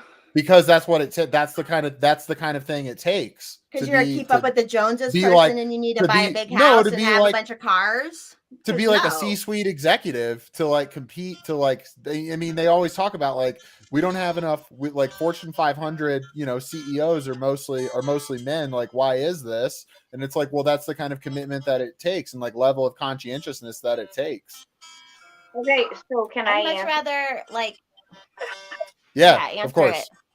Okay, so in my I've seen a lot of moms that are working moms. Okay, so to me, what happens is when you have to put bags together for stuff like that. Hex, I can't hear Alice when you're playing Hex. Oh. Sorry. I didn't realize this You're picking that up. fine. My bad. No, you're good. It's just because she doesn't have earphones on. Okay. Okay, so when women work, okay, like say a woman is working 50 to 60 hours a week, okay? At the end of the day, she's going to be the one who still makes all the stupid shit for school, whether it's for a Valentine's Day party, a St. Patrick's Day party, and all this other stuff. And there's nothing wrong with that. There's nothing wrong with being interested in those things with your kid. But a man, he's not going to have those interests. He's not. And when we ask women to go to work and do all this stuff and then come home and then do all this other stuff, that's when you get women who are miserable and disappointed in life. But don't you think? Do you think all these women would work if they had to? If they No, didn't you have have to? to work. You have to work. Yeah, if you have to work, you have to work. I'm not saying that. I think some women have to work. Like my best friend, she has to work. Oh, there's tons of people that have to work. There's no doubt about that. I mean, more That's in when like I an moved out young. I was mean, like, in I like a have to more work. like idealistic situation, like like I'm talking about like this. I'm obviously like, you know, speaking at the extremes here, but like more just like these hyper focus, like women that are trying to be like C-suite executives of, you know, Fortune 500 companies, things like that. I think you mean just like, you know, hey, like, you know, we need 2 incomes in order to support, you know, this household. We got however many kids and a mortgage and a car and this and that. So no, people got to work. I get it. Yeah, I mean, I get it, but I think there's a lot of people who don't want to live below their means. Like, Oh yeah. there's a saying that says like live within your means. You should live below your means. Yeah. Like, and I'm not saying every woman should stay home. Like I say to my daughter, she will have more opportunities than other women did because she will have the opportunity to work from home. Like that's more of an opportunity now than it was years ago because you can get online, you can do all this stuff where women can work from home. But at the end of the day, how many men do you know want to sit up for 5 hours a night wrapping Christmas presents? Of course not. Yeah, most men don't want to do that. Yeah. They don't. But that is the shit that I do. You know? And to me, when you push women into the workforce, you're only doubling everything that they already have to deal with. Yeah. Well, at least definitely mothers, you know. Yeah, because like there's a saying, happy wife, happy life. Okay. And a lot of people nowadays take that as, well, that means the husband's going to be miserable and the wife's going to be happy. No, that originated because if you have a happy wife, you will have a happy life. Because if your wife is happy, she's going to plan all these dinners. She's going to make sure that your house is clean. She's going to make sure that you come home to dinners at night and all this other stuff. Like, I just see so many women out there that are trying to be the working mom and blah, blah, blah. And then they have to come home and do all this stuff that their husbands don't want to do, like cooking cupcakes. Yeah. For whatever Valentine's Day is going on at their school. They don't want to do that. How many men do you know that want to come home after, whether it's working in an office job or working a construction job, that want to come home and bake cupcakes? Not many. No, So, we don't Is want to be. Adam? Does Adam work all trade? Does Adam work trades? yes. Yeah, they don't want to fucking come home and do shit because they've been out fucking doing labor, manual they're labor all Dead day. ass tired. And one of the things I love about my husband is he will tell me straight up, I work my ass off, so I don't have to do that stuff. He's like, I don't want to sit on the floor for 3 hours wrapping Christmas presents. He's like, I don't want to do that. I don't want to spend hours a day planning our kid's birthday party. And it's not because he doesn't care. It's just not something that he's that good at. And It's that's okay. It's That's the earlier, I think it's like the earlier childhood stuff that like men get like, and I guess like stuff like wrapping Christmas presents or like planning kind of carries through. But you know, certainly taking care of like very small children and infants, like, well, we're intimidated by that. Like we'll do it if it's our own kid, but like, man, like that's, you know, that's not like the kind of, in women, you know, that's you guys naturally gravitate towards that. But what comes important, I think, for men is later on, you know, talk like teenage years and stuff, like, you know, even like, you know, teaching how to ride a bike, you know, that's a much earlier, but like teenage stuff, like, hey, if you guys are like into hunting, doing this is how you this is like gun safety. Like this is how you ride a dirt bike, you know, stuff. And even like, you know, going into like, you know, dating and girls and stuff later on. Yeah, like my husband has so much to teach my kids, but like He's a trades guy. He can teach them how to like live off of their own skills. yeah, I mean, I've told my husband with our son, I'm like, you just need to teach him what you do, and he'll own his own company one day because Yeah. that's And Yeah. maybe he's utterly disinterested, but either way, he has the offer to like, hey, son, I will teach you how to do all this if you would accept it, you know?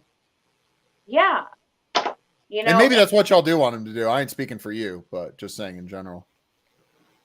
no, my husband,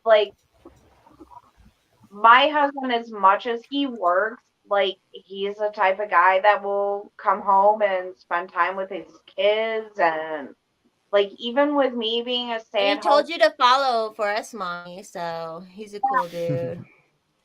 Nice. he's in here right now. Was he watching? Yeah, he's in here. Say hi, Adam. Hi, Adam. Hi, Adam. Hi, Adam. What's up? He's the man who made it all happen.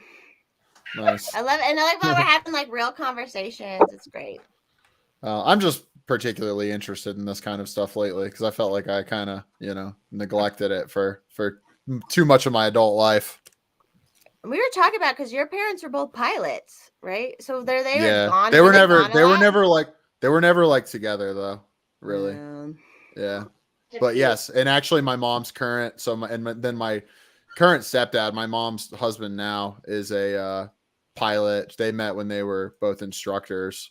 But yeah, he was like Air Force, you know, route and retired, you know, in there for decades. Flew like the presidential wing, not Air Force One, but like the ancillary kind of planes during the Reagan administration.